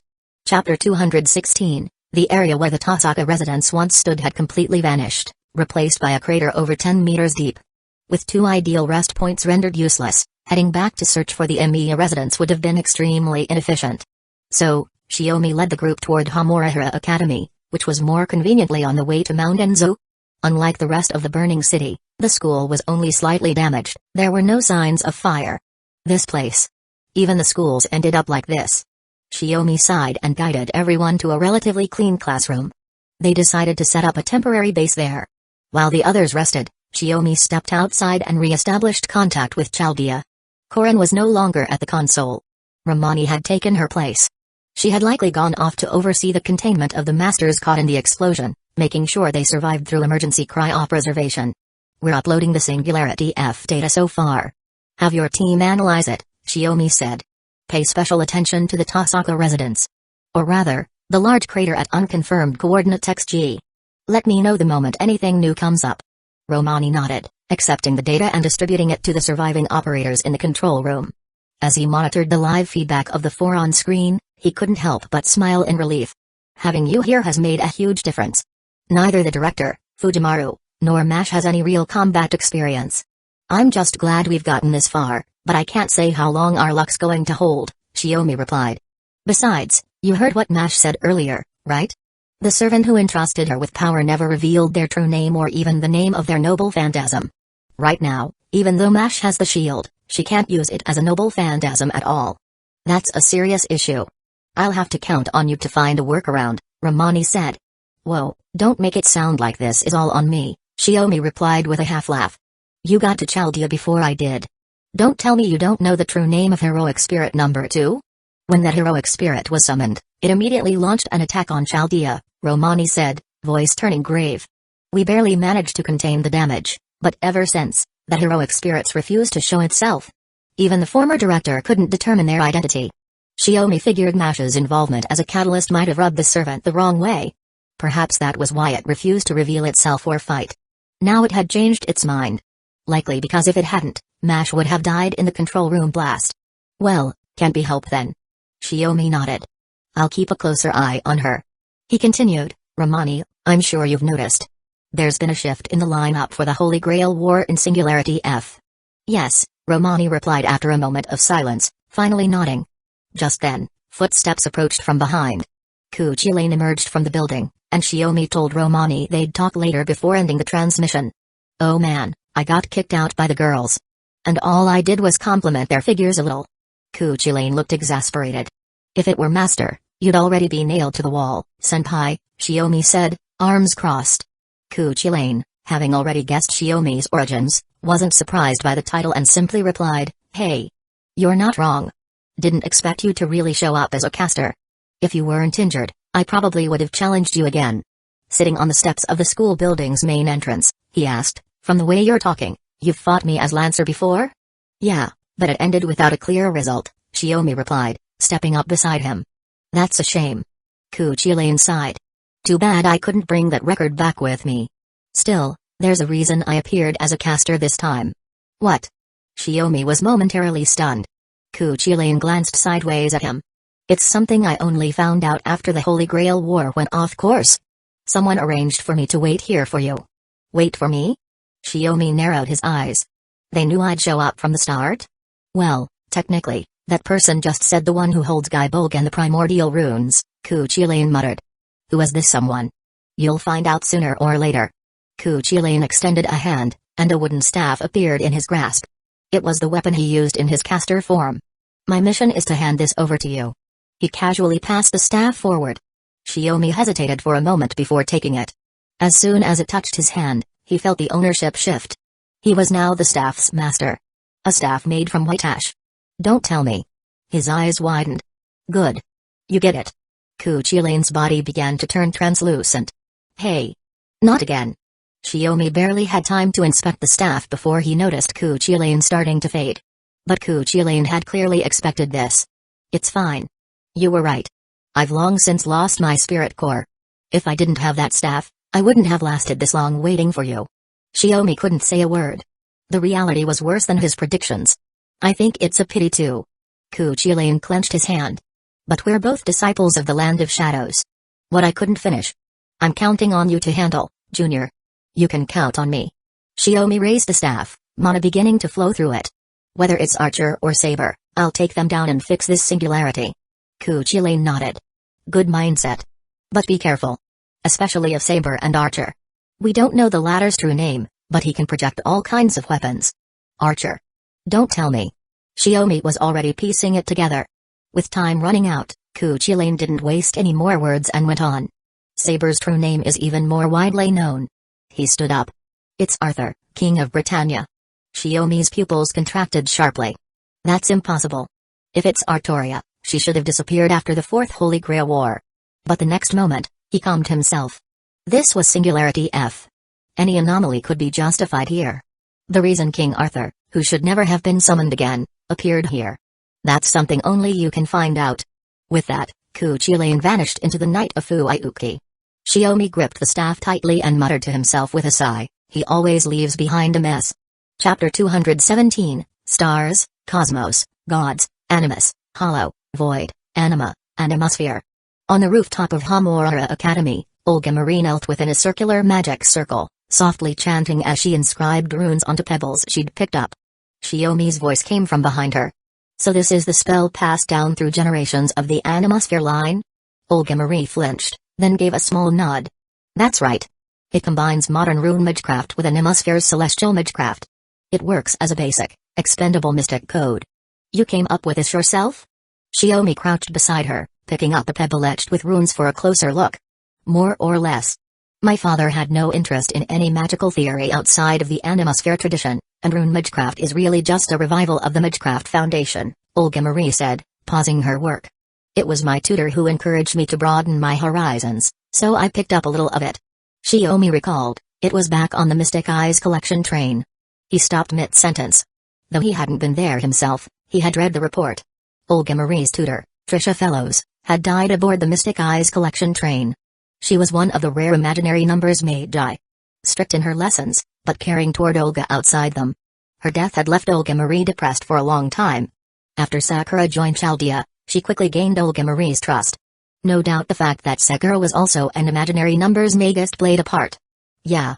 It had been 10 years, and though Olga Marie still felt a pang of sadness when she remembered it, she no longer avoided the topic. At least not with people like Shiomi-sensei. Aren't you going to rest? You were complaining about your feet hurting the whole way here, but you barely rested before running up to the roof to start all this, Shiomi asked. This kind of thing isn't that tiring, Olga Marie muttered, blushing as she explained, awkwardly avoiding his gaze. But the rooftop's really exposed. What if Archer, the one watching over Fuiuki, spots you and starts sniping from above? Shiomi pressed. Olga Marie's expression changed immediately. She jumped to her feet, clearly ready to find a more hidden spot. Relax, I was just giving an example, Shiomi said, realizing he'd taken the teasing a bit too far. I already set up a barrier when we got to the school. Archer's attacks won't break through that easily. Even if an arrow had come just now, you'd have had time to dodge. Realizing he'd just been messing with her, Olga Marie huffed and returned to the circle, crouching back down. You're meaner than I thought, Shiomi-sensei. I thought you were completely different from Romani. What about Romani? Shiomi asked, curious. Nothing really. That guy just makes the atmosphere too relaxed, even when things are tense. That's why I didn't let him be around for the Spiritra transfer, Olga Marie explained. And that's how he avoided getting caught in the blast, Shiomi chuckled, then spoke more seriously. Honestly, you're just too wound up. Sure, the work at Chaldea is important, but if you keep pushing yourself like this, you'll burn out. Olga Marie's gaze fell to the runestone at her feet, her expression softening. But I'm not like my father. I'm still young. If I don't give it everything I've got, twice as much as anyone else, I'll never earn anyone's respect. And the first Spiritra transfer had already ended in disaster. Aside from Ritsuka, who she'd kicked out of the meeting, all 47 masters had been caught in the explosion inside the coffins. Their fate was still unknown. Including Shiomi in front of her. You've already done more than enough. Shiomi sighed, reaching out to gently ruffle her hair. Whether it's as the new head of Animosphere or the new director of Chaldea, you're doing great. In my eyes, you're no less capable than your father, Mar Isberry. Really? Olga Marie looked at him in surprise. Of course it's true. Unless you think I'm as unreliable as Romani, Shiomi said with a faint smile. A shimmer welled up at the corners of Olga Marie's eyes. She looked like someone lost at sea who had finally found a piece of driftwood to cling to. This girl, still a few years younger than Karen, bowed her head slightly and wiped her eyes. Thank you, Mr. Shiomi.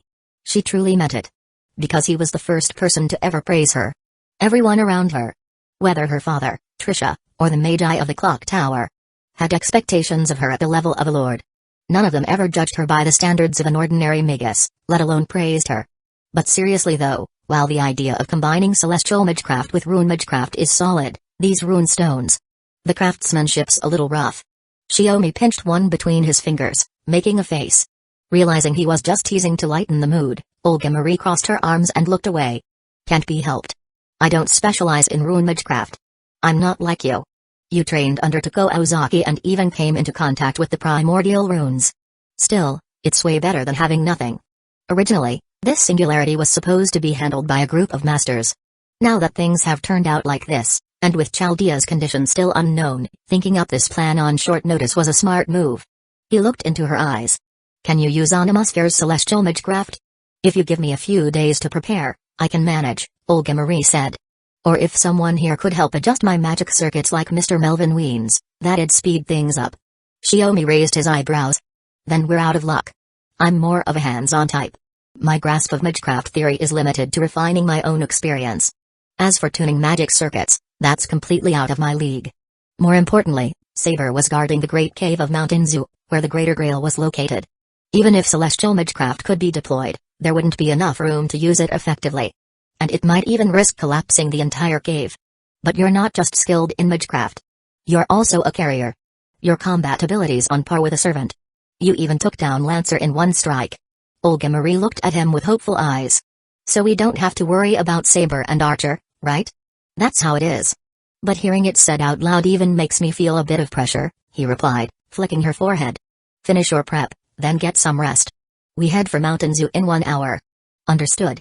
Olga Marie covered her forehead, grumbling. But there was a smile on her face. Chapter 218. It had been 20 years since the last time he'd entered the site of the Greater Grail. Seeing the vast hollow once more, Shiomi couldn't help but feel a wave of emotion. It looks like a natural cave. Was this always part of Fuiuki City? Mash asked. Olga Marie explained, it's a semi-natural, semi-artificial space. Magus have spent years carving it out as a workshop. More than that, Shiomi added, scanning the entrance and surrounding terrain, 300 years ago, the ancestors of the Tosaka, Matu, and Insburn families constructed the Greater Grail ritual here, under the witness of the second magician, Zalrech. There were no signs of servants or magical energy nearby. It didn't seem like anyone would be launching a surprise attack here. The surrounding terrain was narrow and uneven. Easy to be completely wiped out by an attack like the one Archer had demonstrated earlier. Shiomi himself could probably escape, but even with Mash's shield, the other three wouldn't survive a potential landslide. Tosaka? You mean the same Tosaka from that giant crater you showed us earlier? Ritsuka connected the dots. That's right.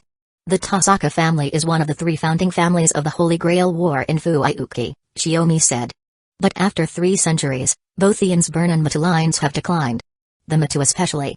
They haven't produced a single descendant with Magus potential. Olga Marie nodded repeatedly. So in reality, only the Tosaka family still holds any real strength. I've met the current head, Rin Tosaka, a few times. She's a very unorthodox Magus. By the way, Shiomi added with a grin, turning to the group, Sakura is actually from the Tosaka family too. Eh? All 3 of them exclaimed at once. Back then, Sakura Tosaka and Ren were born at the same time, both with exceptional magical aptitude. But magecraft can only be passed down to one heir, Shiomi said, as if it were the most natural thing in the world. So Sakura was adopted by me. Her magical framework is completely independent now, but by blood, she is still a Tosaka descendant. Mash, ever expressive, looked like something had just clicked. No wonder I always felt Miss Sakura didn't really resemble you. But in personality, she's kind of like the teacher, Olga Marie muttered while chewing on her fingernail. I'm so jealous of her. Eh? Ritsuka blinked. Jealous of what? Nothing. Olga Marie grabbed Ritsuka's face and twisted it. Speaking of which, I still haven't settled things with you, newbie. Falling asleep during my meeting. Just wait till we get back. Ritsuka screamed and begged for mercy. Sorry, Director. Mash joined in to help smooth things over. There was no tension at all among the group. They looked nothing like a team heading into battle. Even so, Shiomi nodded. Yeah, that's good. If you're too tense, you won't last long on the front lines. Once the 3 had calmed down, he turned to face the cave. Let's go. We shouldn't keep our hosts waiting. On the way, the 4 members of the investigation team weren't stopped by anyone. Shiomi used the time to pass along the intel Caster had left behind. As they descended into the heart of the vast hollow, 2 figures standing atop the central platform immediately came into view. Saber stood with both hands resting on the black holy sword planted before her. Next to her stood the silver-haired Archer, arms crossed. So it really is you, Archer. Shiomi stepped forward, spear in hand. To think the nameless guardian would fall this far. How pitiful. Are you talking to me? Archer replied with an indifferent look. Maybe you've seen me somewhere before, but I don't know you. Heroic spirits rarely retain memories from past Holy Grail wars, and Guardians are no exception.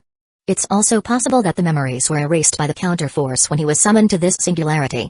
You don't know me? Even better. Shiomi cast aside his last hesitation and pointed his spear at Saber. Next question. Artoria, King of Knights. Why are you here? From what he knew, at the moment of her death, she had signed a contract with the world and joined the Holy Grail War to find a way to save Britannia. In the end, she should have abandoned that wish for the sake of the world, accepted her death, and departed for Avalon. I don't quite understand your question. Saber's tone was cold. Her once radiant armor was now tainted black, her hair a pale gold, and her body shrouded in the corrupted mana of the Holy Grail. This was no longer the noble King of Knights Shiomi once knew. I mean. Shiomi frowned. You already gave up that wish for the world. So why are you here now, maintaining this singularity, Artoria Pendragon? Faced with his sharp questioning, the darkened King of Knights finally responded. After a brief pause, she drew the sword embedded in the ground and pointed it at Shiomi. This is to save the world, Tenkai Shiomi. Her voice was still cold, filled with undisguised killing intent, but she clearly spoke his name. If your name truly means you've received heaven's revelation, then step over my corpse first. Shiomi could hear the cold ridicule in her words. The battle was now unavoidable, and he knew it. He had only hoped to draw out more information from Saber. At that moment, Mash rushed up with her shield and stood beside him. Mr. Shiomi, let me support you. She was the only one who could fight alongside Shiomi against two servants. A shield, huh? Artoria responded calmly. What a surprise. Let me test your defense with my holy sword. Shiomi stole a glance at Archer. He was well acquainted with Artoria's combat style. Mash wouldn't be defeated that easily. The real threat was Archer. If he completed the chant for his reality marble and pulled them into that inner world, the battle would turn against them fast, especially since they'd have to protect Olgemri and Ritsuka. Mash, you hold off Artoria. Shiomi lowered his stance, eyes locked on Archer. I'll handle him and then back you up. Understood. Though she didn't know the reason behind his plan, Mash had no doubts and accepted his command without hesitation. Shiomi raised his hand, several runes appeared and affixed themselves to Mash, boosting her in multiple ways. Marie, Ritsuka. Support Mash. With those words, he shot forward like an arrow. As Artoria leapt down from the platform, he passed her in a flash, parrying their exchanged strikes, and charged straight for Archer, who had just knocked an arrow. Chapter 219, Weapons collided in a flurry. Twin swords and a long spear clashed, each strike aimed unerringly at the other's head. Relentless, unforgiving. Every blow carried lethal intent. Even though they had once fought side by side, comrades in battle, now that Archer stood as Shiomi's enemy, there was no room left for sentiment. What remained was a fight to the death. TCH. Archer clicked his tongue in frustration. His domain was steadily being overwhelmed by the vermilion magic sphere. An inch longer meant an inch stronger. From the very first exchange, Archer had been forced onto the defensive, crumbling under the relentless assault of Shiomi's spearwork. Oh? Judging by how you're handling this, you clearly know something about my spear techniques. Though not everything. Shiomi paused slightly, observing Archer. Could it be that before or after death, you met someone from my school and retained that memory somehow? No idea, Archer replied, offering no definitive answer. Shiomi slowly pulled back his left foot. In that case, how about this? Even before the words were fully spoken, he had vanished from view, reappearing behind Archer. As effortlessly as sipping tea, he thrust his spear with deadly precision. Archer narrowly evaded using only his trained instinct, his mind's eye, and still took a brutal side kick that sent him flying. Before he hit the ground, Archer projected a longbow, twisted midair, and fired a flurry of arrows. Only for Shiomi to swat them down one by one with his spinning spear. But Shiomi was already closing in again, not giving him even a moment to recover. His speed surged, becoming so fast that even Archer's sharp eyes couldn't track him. The spear's arc, once a simple line, now streaked like flashes of light. The tip was impossible to follow. Every motion, his swinging arms, his shifting footwork, had accelerated to a realm beyond Archer's perception.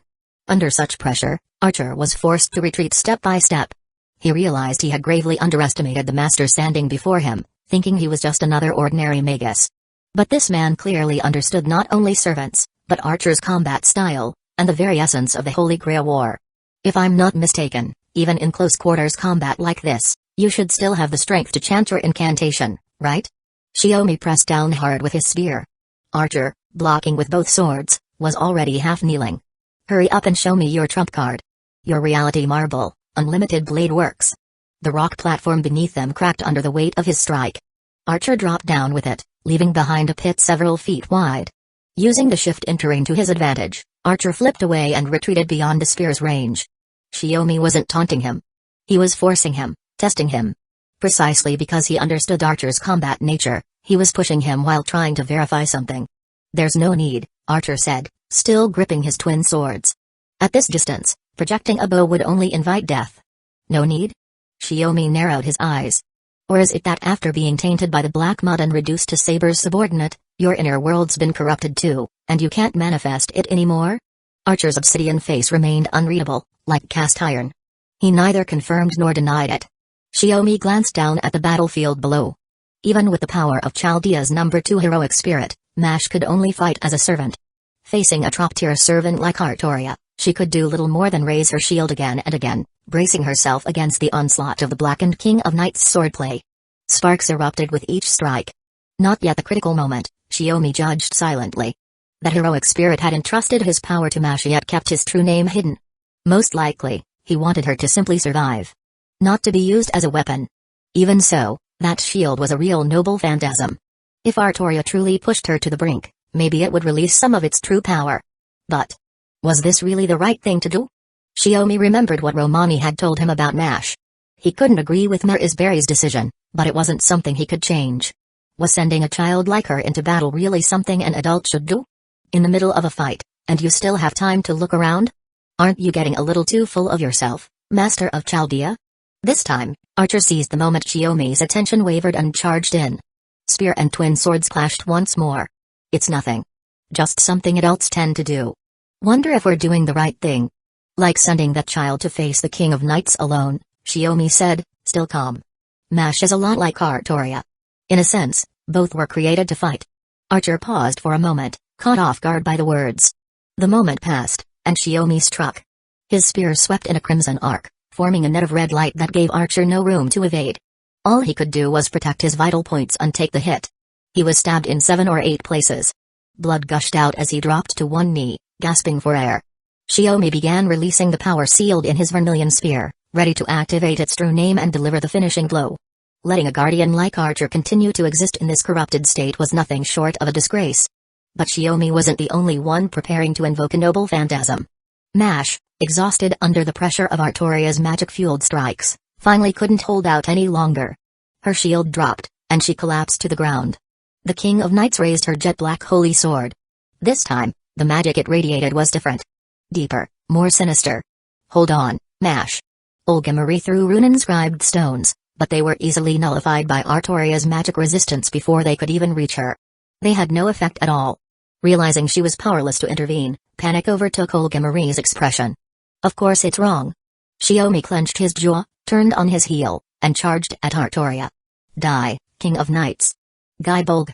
With his shout, the magic of the Crimson Spear surged forth, aimed straight at Artoria's heart from behind. But she didn't even look back. Roaiaz. Wounded and bloodied, Archer threw himself between them, arms spread wide. A shield bloomed like flower petals to protect her. But with his mana depleted, only 4 of the 7 petals materialized.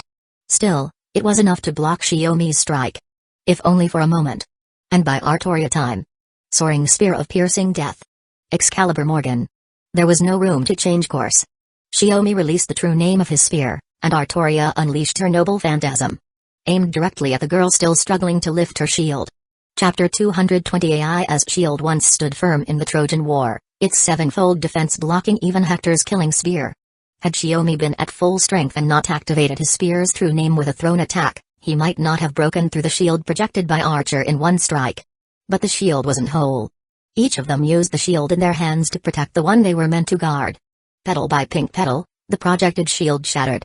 After only a few seconds of clash, the magic spear, guaranteed to strike true, pierced through Archer's barrier and ran him through the heart. "Knew I couldn't stop it.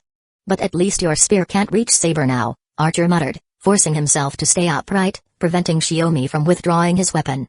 But Shiomi didn't press for a second strike. He was frozen, stunned by the name Artoria had just spoken. The Excalibur. Followed by the name Morgan. According to legend, Morgan was a child of the island of Britain, a successor to its ancient mystery. Before Artoria ever appeared, Morgan was the shadow behind Uther, quietly pulling the strings of Britannia's royal authority. She held three faces in legend: the beloved elder sister of Artoria, the Lady of the Lake, Vivian, and the sorceress who would bring about the fall of Camelot. Some even said Morgan and Vivian were one and the same. Now, this twisted form of the sacred sword of the lake bore Morgan's name. Xiaomi couldn't help but pause. "What do you think?" he murmured, eyes shifting past Artoria's form to the distant Mash. The girl stood firm, shield raised high, bracing against the unleashed might of the holy sword's true name. But she wasn't standing alone. The 48th Master, a girl named Ritsuka Fujimaru, stood beside her. She clasped Mash's hand, the two of them holding up that unblemished shield together. The will to protect, and the resolve to fight for that will, had taken shape. Born in a test tube, Mash had now, as a demi-servant, awakened part of the shield's true power. Protective mana blossomed across the shield, spreading outward until it became a radiant white wall that pushed back the force of the holy sword. If you fight of your own will to protect someone, then right or wrong is no longer for others to decide. Archer's body had reached its limit. The guardian tainted by black mud, who had blocked the vermilion spear with his own fading form, smiled faintly. Helpless but at peace. Leaving behind only those parting words, he slowly faded from existence. Xiaomi had no time to respond. He quickly shifted aside, spear in hand, just narrowly avoiding the holy sword's force rebounding off the chalk-white shield. "You brought this on yourself. Naming the pitch-black holy sword after me, only to have its attack deflected by that shield. Really, I can't say I feel sorry for you." The communicator suddenly crackled to life with static-laced audio. It was Morgan's cool, slightly mocking voice. "Huh?" Xiaomi blinked in surprise. "Chaldea Heroic Spirit Summon Number 4, Morgan. I'm now officially responsible for supporting all your actions after spirit draw transfer," she said. "Ahaha. Of course you are." Xiaomi let out a dry laugh. It didn't take much to figure out. Most of the control room staff had likely been wiped out, so anyone remotely useful had been pulled in to help. That Morgan had stepped into the control room and volunteered support was unsurprising under the circumstances. No doubt Romani had helped fabricate a proper backstory for her too. "I'll have to find a way to patch that up when I get back." Though Xiaomi figured Olga Marie probably wouldn't make a fuss about the details. Not with him involved. "In any case, just focus on the fight, my husband," Morgan said with leisurely amusement, like someone watching a fire from afar. "Don't worry about things here. I'll handle it." Even so, Xiaomi could still hear nervous whispering from the tense control room through the comms. Clearly stirred by that husband remark. Shaking off the distraction, Xiaomi stood up and looked toward Artoria. Though she had been wounded slightly after being hit by the backlash of her own noble phantasm, the real concern was Mash. In her very first battle, she had nearly collapsed after releasing just a portion of her noble phantasm's power. Only with Ritsuka's support was she still standing, shield in hand. Worse still, Artoria was already preparing to unleash her second noble phantasm. There was no way the chalk wall could survive another blast. They had to end it now. Xiaomi dismissed his magic spear and summoned a staff Kuchilane had entrusted to him. The white ashwood, tempered by years of mana, pulsed with power the moment Xiaomi infused it. As he brandished the staff, he could feel the amplification of his magecraft. With this, he was certain he could level mountains and shatter cities. "Alright, let's give it a try." Odin's legacy. Raising the wand high, Xiaomi chanted, "Devour the song of sin, spiral into purity." Maelstrom. Sensing the massive surge of mana, Artoria turned sharply, abandoning her charge up to prioritize eliminating Xiaomi. But the rocky ground beneath her suddenly erupted with churning water, a vortex strong enough to swallow multiple people. Losing her footing, Artoria was swept up into the spiraling current. Like a fragile skiff tossed into a storm, ready to be torn apart by the waves. Clenching her fists, Artoria let mana pour from her body, endless and untamed. With the Greater Grail in her grasp, the Dark King of Knights who maintained this singularity had no need to conserve energy. She could fire off noble phantasms in succession and use that overwhelming force to tear straight through Xiaomi's spells. Mana bloomed outward, pushing back the water and giving her ground to stand on. Swimming wasn't her strength. But walking on water was. Gripping her sword once more, she began charging her noble phantasm again. This time, it was aimed at Xiaomi. At the edge of the blue sea, where even the wind strays not for 4 days. Panterai. A second grand magecraft surged forth, fueling the already monstrous vortex. A slight shift in Xiaomi's mana could direct Artoria straight toward the Greater Grail. But this was a singularity. Destroying the Grail might end the Holy Grail War, but it wouldn't necessarily repair the anomaly. It might even make it worse. After all, the Grail was the very core holding this place together. Chaldea's objective wasn't destruction. It was recovery. Cheap tricks. Artoria unleashed even more mana, clearly intending to rip through both of Shiomi's layered grand magecrafts with sheer force. We're not done yet. Shiomi rotated the staff and slammed its end into the ground. Heavenly thunder judgment. Above the great cave, storm clouds swirled into existence, pitch black and crackling with energy. Bolts of lightning rained down in waves, converging on the whirlpool and engulfing Artoria entirely. And at last, the proud and frigid King of Knights let out a scream she could no longer suppress. Chapter 221, Artoria gripped the sword planted in the ground, gasping heavily. She was on her knees, her pale face streaked with grime and nearly devoid of color. If not for the holy sword holding her up, she would have collapsed completely. 3 consecutive grand magecrafts, each chained into the next, had left her gravely wounded. Don't move. If you try anything more, even if you were once my comrade in arms, I won't hold back, Shiomi warned, raising his wand. Runes spun around its tip, and with a single thought, he could fire a mana blast strong enough to reduce Artoria to dust. What a foolish thing to say.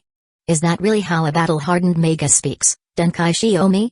Artoria forced herself to stand and drew her sword once more, her gaze still cold and unwavering. This battle would not end unless one of them fell. I only wanted to resolve this singularity through peaceful means, Shiomi said, tightening his grip on the wand as his mana surged, ready to strike. Artoria likewise raised her blade, black, inverted mana coiling along its edge. Facing the unleashed true name of Excalibur head-on wouldn't be wise. But it was already too late. Artoria had no time left to prepare her noble phantasm. Shiomi no longer hesitated. With diplomacy failed, he took aim. Ready to end the corrupted King of Knights with a single blow. But just then, a slow, deliberate clap echoed from the platform where the Greater Grail stood, reverberating across the vast, empty hollow. Mash, who had regained some composure and stood on guard with Ritsuka, looked up in confusion, trying to trace the sound. The applause interrupted the standoff. Shiomi looked up as well, seeking its source. There. Olga Marie shouted. Well. I must say, I didn't expect this. As expected of a veteran magus who survived 2 Holy Grail wars. Even the great King of Knights can't stand against you, said a calm, emotionless male voice. Shiomi's eyes shot wide open. His pupils contracted. You. Lev Leiner? Huh? Who? Professor Lev? Romani, unable to see what was happening, could only follow the situation through the comms. Wasn't he caught in the explosion? Lev stood atop the platform, right in front of the Greater Grail, looking down at everyone below. I've had enough of letting you interfere with my plans, Lev said in his usual flat tone. You're all right, Professor Lev? Olga Marie, still unaware of anything amiss, let out a breath of relief and greeted him as if nothing were wrong. He was a magus of the Clock Tower, one of the Mages Association's most valued assets. Every magus lost only increased the weight on her shoulders. Don't be fooled. Shiomi's shout cut through the tension, snapping Olga and the others out of their daze. His gaze was locked on Lev. This powder-scented bastard is not the Professor Lev you know. Lev's eyes narrowed into slits as he gave a cold, artificial smile. Sharp as ever. I was worried you'd uncover my true identity and goals. But I suppose Chaldea kept you too busy to notice anything, Shiomi. Magus are always full of mystery. I'm not interested in whatever you are. Shiomi glanced uneasily at Artoria. Is this your ally, Artoria? No. I have no connection with this man. Artoria seemed to recognize Lev, but showed no emotion. She lowered her sword and turned toward him. I personally set that explosion, and you still survived. That's why I say heretical magus like you are such a nuisance. Lev opened his 3 wide eyes, his expression turning feral. A perfect plan. Ruined by variables like you. Shiomi subtly adjusted his wand, preparing for a surprise attack. So you're the one behind Singularity F. You could put it that way. But the saber over there was utterly useless. I handed her the Holy Grail, and all she wanted to do was revive the other servants, keep the Holy Grail war going, and maintain the Singularity. Never once considering her own wish. Lev shot Saber a look of disgust. So much for the so-called heroes of humanity. Artoria didn't flinch at his scorn. She simply raised her sword and pointed it directly at him. Unfortunately for you, I saw through your intentions from the start. I never had any intention of cooperating with your so-called plan. Is that so? What a shame. Even tainted by darkness, a King of Knights is still a King of Knights. After his theatrical sigh, Lev's eyes snapped open. Then die. The earth suddenly cracked open, and a black tendril surged upward, lashing straight toward Artoria. Weakened by her injuries and slowed by the black mud's corruption, she barely dodged a fatal strike, but the shadow still pierced through her shoulder. What is that? Xiaomi froze. A black limb, veined with molten red patterns like flowing magma, instantly reminded him of the sea monster Castor had summoned during the Fourth Holy Grail War. But this was different. The sheer power. It was on an entirely different scale. The tentacle, wrapped in writhing black mist, flailed violently and flung Artoria away. The situation shifted in an instant. Xiaomi didn't hesitate. He rushed forward and caught Artoria mid-flight as she tumbled toward them. "So naive," Artoria muttered, lying in his arms with one eye barely open. "To show sympathy for someone who tried to kill you. If you want to keep fighting, I can finish you off right now and then go after him," Xiaomi said, helping her back to her feet. "Or maybe the enemy of my enemy is a friend." Artoria forced herself upright, steadying her blade with both hands as she faced Lev. But Lev only shook with laughter, shoulders trembling in a cruel, mocking fit. "Ha. Idiots, the lot of you. Struggle all you like. Even if you make it back to Chaldea's coffin alive, you still won't be able to save anyone here." "What are you talking about?" Xiaomi demanded. "Take Olga Marie, for example. She never had spiritual transfer compatibility when she was alive. So how did she even get here?" Lev sneered. "It's simple. Her body is dead. Only her soul made the transfer. And when she returns to Chaldea, that little girl will die for good. After all, I made sure to plant the bomb right at her feet." His words hit like a hammer blow. Olga Marie's face went pale with terror. Her legs gave out, and she collapsed to the ground, too stunned to move. Chapter 222, Lev Leiner. Xiaomi shouted, furious. A blazing fireball burst from his wand and shot toward Lev like a meteor. But a massive shadow blocked it. Those towering black masses, like pillars reaching the sky, shielded Lev from the attack. "You're just a non-human thing. Stop barking like some rabid mutt." Artoria swung her sword at the falling shadow, unleashing a surge of mana that split the massive form in half. Even so, Xiaomi still couldn't make out the shadow's true form. He could only vaguely see that it resembled a colossal tentacle. And just as Artoria had said, Xiaomi also knew. This Lev radiated something wholly inhuman. This wasn't a human magus. It was something else entirely. "Allow me to reintroduce myself. My name is Lev Leiner Fleros, the one assigned to handle you humans in the year 2016. Lev placed a hand to his chest and gave an exaggerated bow. 2016? Xiaomi began to object that it was still 2015. But then he remembered something from before the spiritual transfer.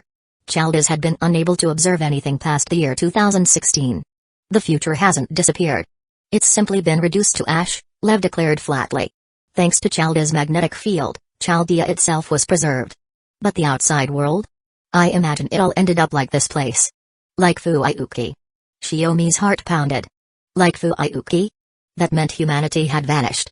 All that remained were burning cities and barren wastelands. Tuco. Rains, El Melitu. Everyone at the clock tower.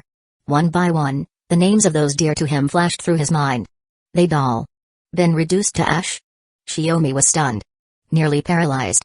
He had to bite his tongue hard, using the pain to snap himself out of the shock. The communication blackout with the outside. It wasn't from the explosion. It's because there is no outside anymore. Xiaomi raised his wand. Even so. I'll make sure you're stopped right here, Lev. One by one, circular magic arrays formed in the air, inscribed with glowing runes. This was a singularity, right in front of the Greater Grail. The single richest source of mana in all of Fuiuki City. Xiaomi had run the calculations. If he forcefully drew upon the Grail's immense mana, he could unleash several Age of Gods class spells at once. Nice resolve. But meaningless, Lev sneered. I'm retrieving the Holy Grail now. Once it's gone, this singularity will collapse.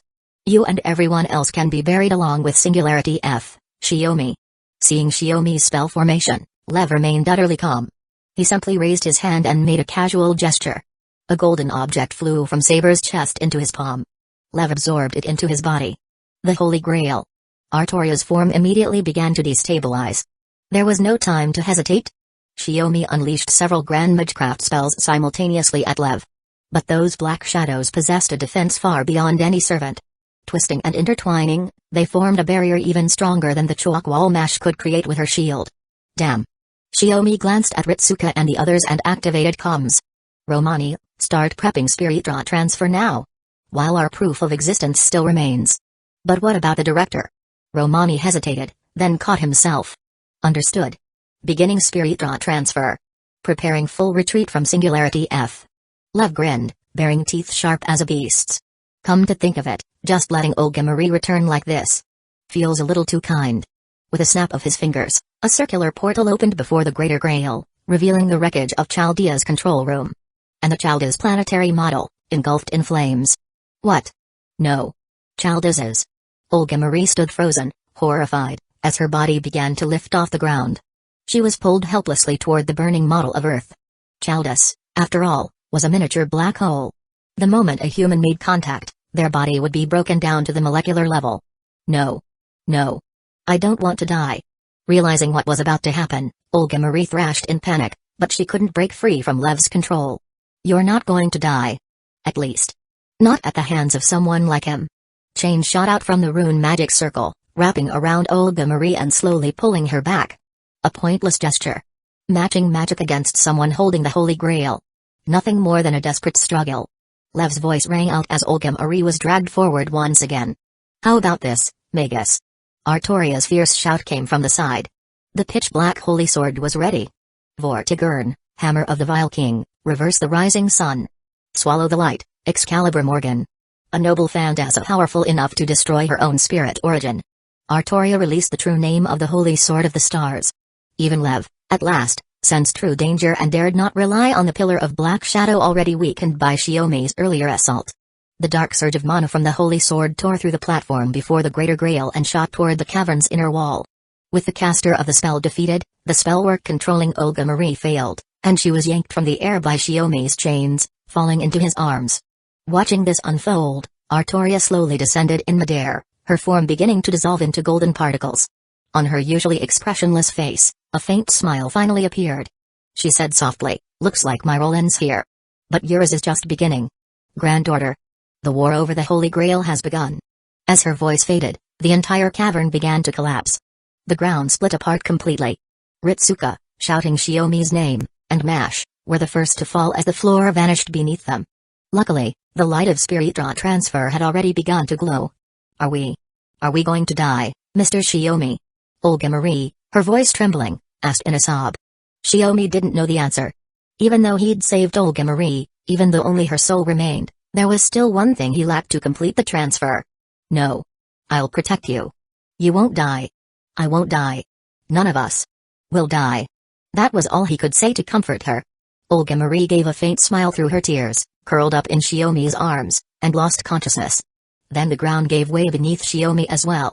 Together, he and Olga Marie plunged into the abyss beneath the Great Hollow. Until even his vision was swallowed by endless darkness.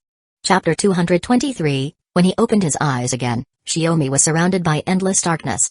It felt like he was drifting in space. Or maybe suspended in the depths of the sea. There was no sense of matter, and everything he touched was pure void. This place was imaginary numbers space. Shiomi slowly pieced it together. Just as Karin had said, during the Spiritra transfer, his body was caught in the blast when the coffin was damaged and was cast into imaginary numbers space. Like the other masters, he now existed in a state between life and death. But if that were true... Shiomi looked ahead and saw Olga Marie floating before him. She looked as if she were simply asleep. Though perhaps she would never wake again. Seriously. Dad, there's a limit to how careless you can be, right? Letting your guard down around a magus you don't even know, not even noticing bombs planted at critical spots. A voice filled with complaint but tinged with casualties echoed beside him. "It's you, BB," Shiomi said without turning. He already knew who it was. Unlike himself, aimlessly drifting in the void, BB strolled past him as if walking on solid ground. She paused to examine the sleeping Olga Marie. Correct. BB twirled the pointer in her hand. "I'm your all-powerful, ever-present support the one and only BB." Judging by how quickly BB had tracked him down in imaginary numbers space. Even faster than Sakura, who had begun searching right after the explosion. She clearly had a better grasp of his coordinates. "So, are you here to mock me? Or have you come to pass judgment, to list out every one of my failures?" Shiomi asked. BB shook her head. "Nope. I'm here to save you, Dad. You know that better than anyone, don't you? Why? Does a daughter need a reason to save her father? I'm Sakura, remember?" BB replied matter-of-factly. "You're just modeled after her." Shiomi muttered, shaking his head. "Well, sending you back to Chaldea is no problem. I can just pretend it was Sakura's doing." BB tapped her chin thoughtfully. "The real issue is that girl. Olga Marie Animosphere. Her body was completely destroyed in the explosion. Only her soul remains, drifting in this space. She's barely holding on thanks to your observation, Shiomi said, voice heavy. That's hardly a problem, right? Even if it's just the soul, she can still survive. Bibi gave a sly grin. You, more than anyone, should know. Bodies are just containers. If the conditions are right, you can just give her a new one. Shiomi's eyes widened. Bibi. You know about that too? He was referring to the blank doll Tuko had given him years ago as a return gift for the primordial rune base. It was something he'd never spoken of outside his family. Tuko had intended it as a backup. If Shiomi's physical body ever failed, the doll could serve as a replacement. But in truth, that blank doll could work for Olga Marie too. The only problem was, unlike transferring a soul from a living body, moving a soul after the body had died would require something more. I know everything about Daddy. Bibi blinked adorably, but Shiomi found her even creepier than a stalker. Hopefully Sakura won't grow up to be like this. Even if Tuko made a blank doll, Mary's soul would quickly vanish the moment it leaves the imaginary numbers space, Shiomi said with a resigned shake of his head. The Holy Grail War, Bibi said. Huh? The original 3 families. Why did they establish the Holy Grail War system in Fuyuki? And how were they able to do it? Surely you haven't forgotten, Daddy? Shiomi pressed his lips together. Of course I know. But the third magic requires the souls of 7 servants to activate. No need for that many, Bibi dismissed exaggeratedly. With 7 servants' souls and 60 years of stored mana, the Greater Grail can grant a wish powerful enough to materialize all human souls. But this is just one person. We don't need nearly that much. Wait. Shiomi caught the shift. You're not seriously saying you can perform a limited version of the third magic on Olga Marie's body here, are you? That had always seemed to be the missing piece. Third magic. Unfortunate as it is, with the authority Moonsel granted me, it's still within what's allowed. The chance was originally meant for Daddy, after all, Bibi said. Moonsel? Shiomi frowned. It was another unfamiliar term. Bibi quickly covered her mouth, as if realizing she'd said too much. Oops, that's a restricted topic. Shiomi didn't press. It was clear Bibi wouldn't answer anyway. So you're going to use the limited third magic that was meant for me on Mary instead? Exactly. That's why I need everyone's consent first. If you're not willing, there's nothing Bibi can do, Bibi said, twisting her body pitifully. Shiomi couldn't help but chuckle.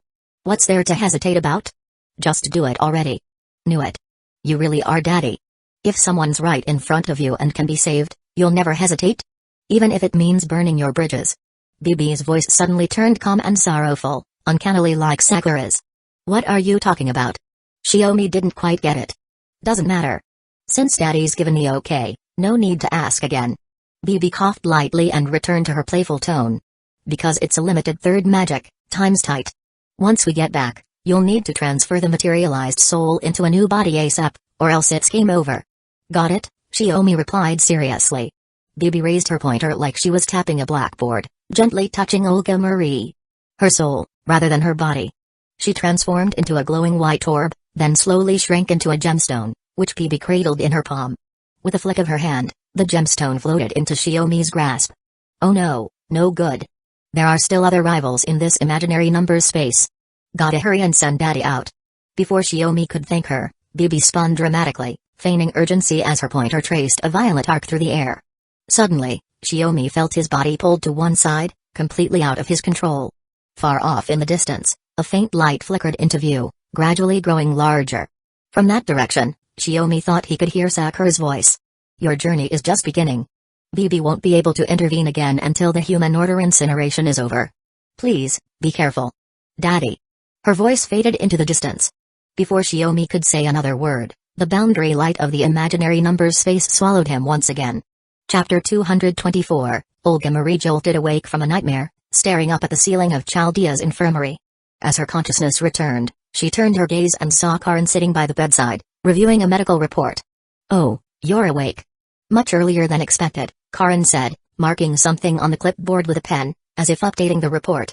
Still groggy, Olga Marie sat up. The lingering fatigue made it hard to get a grasp on the situation. How do you feel? Do you remember who you are? Know where you are? Karin asked, eyes on her. Olga Marie Animosphere, head of the Animosphere line, director of the Human Order Protection Agency, Finis Chaldea. This is Chaldea's infirmary. She glanced down at the patient gown she was wearing and answered slowly. Good. You know who you are and where you are. Seems like there's nothing abnormal, Karin nodded. But for Olga Marie, everything felt off.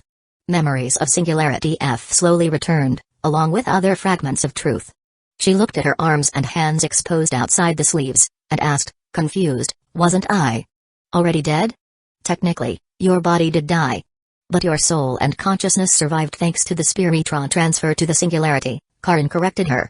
Then, Olga Marie looked at her uncertainly. She remembered Professor Lev, who had transformed into a strange enemy, saying that once she returned to Chaldea, she would disappear for good. It's a bit complicated, but to put it simply, we prepared a brand new body for you and transferred your soul and mind into it, Karin said after a brief moment of thought, trying to simplify the explanation. Olga Marie froze. That's impossible. Chaldea doesn't have the facilities to create spare bodies. Mid-sentence, something clicked. Tuko Ozaki, the grand puppeteer closely associated with Tenkai Shiomi. Rumor had it she could craft bodies nearly indistinguishable from the real thing. Some even said Tuko's own body was a puppet. As expected of Lord Animosphere, quick on the uptake, Karin said with a half-joking tone, a faint smile on her face. That's right. Dad had a blank puppet, a backup gifted to him by Mystico, just in case. So, he gave me his puppet? Olga Marie clenched her fist and activated her magic circuits. The circuits activated smoothly, mana flowing freely through her body. Even knowing this was a puppet, she couldn't tell the difference. It's a puppet crafted by a magus, so it functions perfectly as a magus's body. But since it was a universal blink, it couldn't fully replicate the level of your original magic circuits, Karin said, flipping through the report. According to previous records, your magic circuits ranked E in quantity, but their quality was off the charts. X. That was standard. What about now? The quantity has increased to D+, but the quality dropped to. Whether that's a good thing or not, even Dad couldn't say. That's for you to decide, Karin said matter-of-factly. Olga Marie gripped the sheets, unable to tell whether she should feel relieved or disappointed. She was human, but also a magus. After surviving, there were other things to consider. What happened to my original body? She asked. Though declared clinically dead, it still bears the magic crest passed down through generations of the Animosphere line. Under Dr. Roman's orders, it was placed in cryogenic storage, just like the other masters whose status is unknown, Karin said, leaning back in her chair, speaking slowly and clearly. But Chaldea currently lacks the necessary conditions for transplanting a crest, so, while Olga Marie could still function as a skilled magus, she couldn't access the magic stored in her family's crest. But the crest remained intact. Once the right conditions for transplantation were met, the problem could be resolved. Olga Marie covered her face and silently wept. Tears slipped through the gaps in her fingers. She had thought her life had ended with the collapse of Singularity F. Her question to Shiomi had merely been a way to seek comfort. But Shiomi had truly brought her back.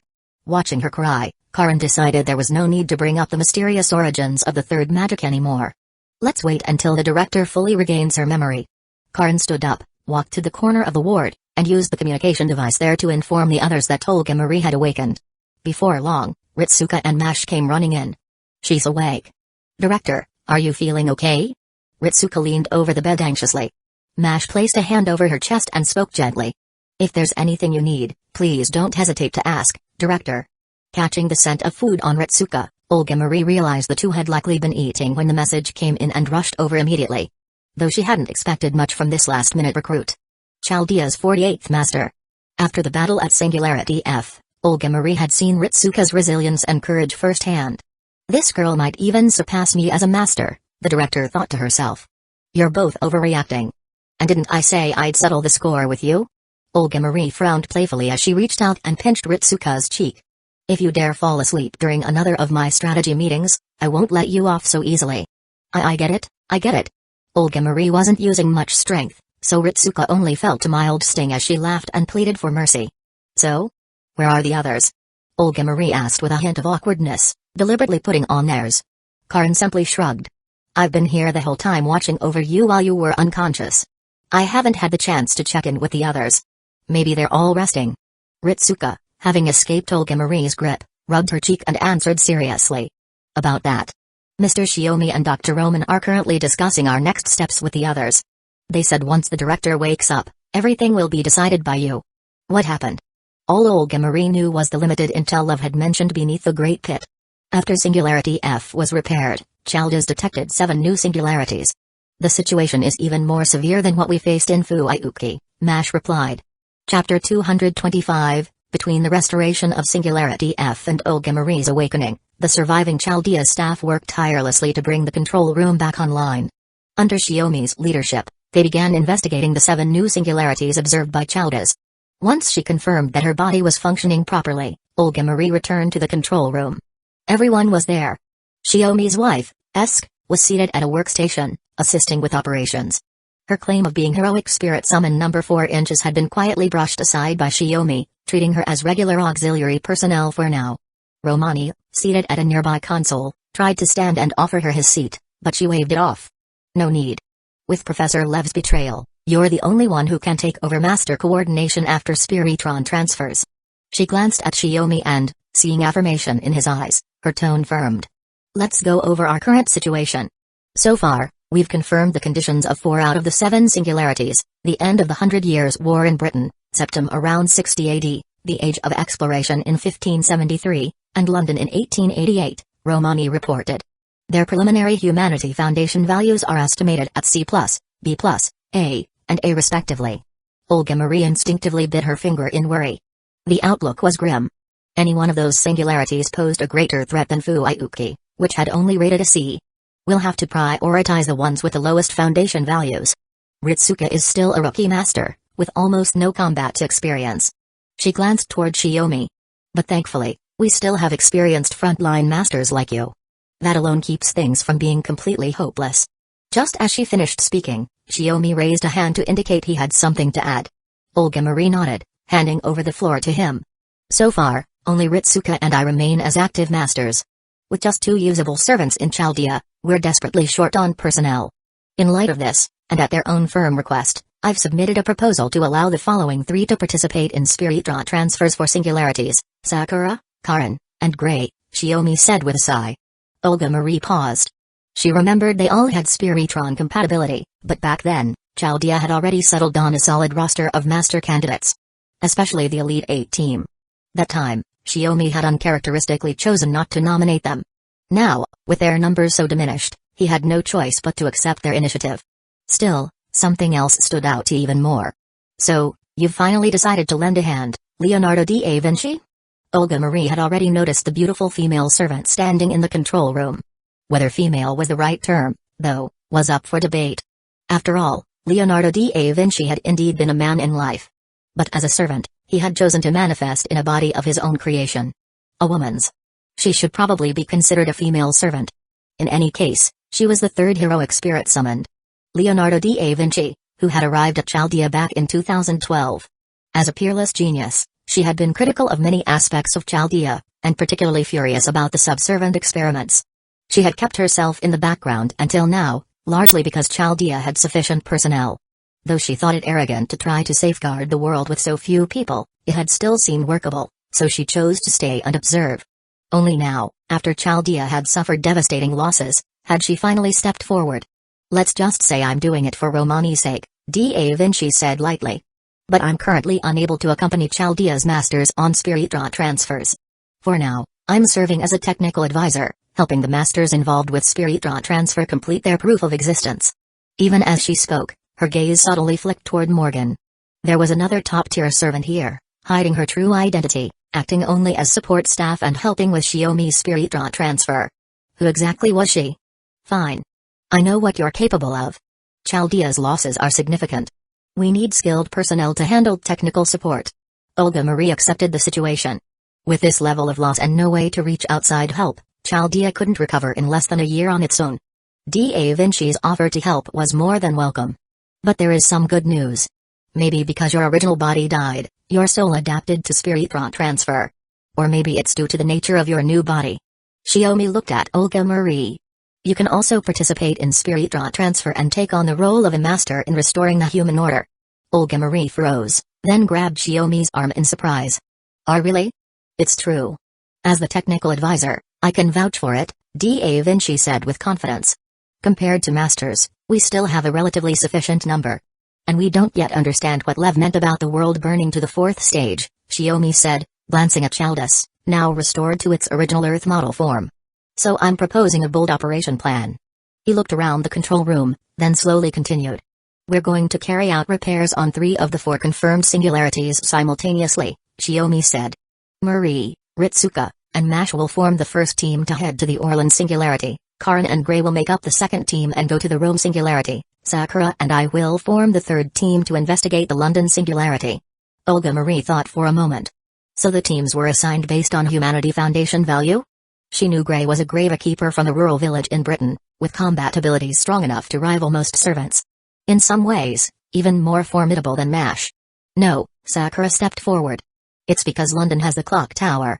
Dad believes that since we've lost contact with the outside world, we need to reach the London Singularity quickly and see if the clock tower holds any intelligence or resources we can use. It might be the clock tower from over a century ago, but in the world of magecraft, that didn't mean the knowledge was outdated. Despite some advancements in the last 100 years, magical development had not progressed nearly as rapidly as science had in the outside world. So the records there were still very much relevant. It's a reasonably balanced setup. Though Olga Marie felt a twinge of regret about not accompanying Professor Shiomi, now wasn't the time for personal feelings. She nodded in agreement with the plan and raised her hand with authority.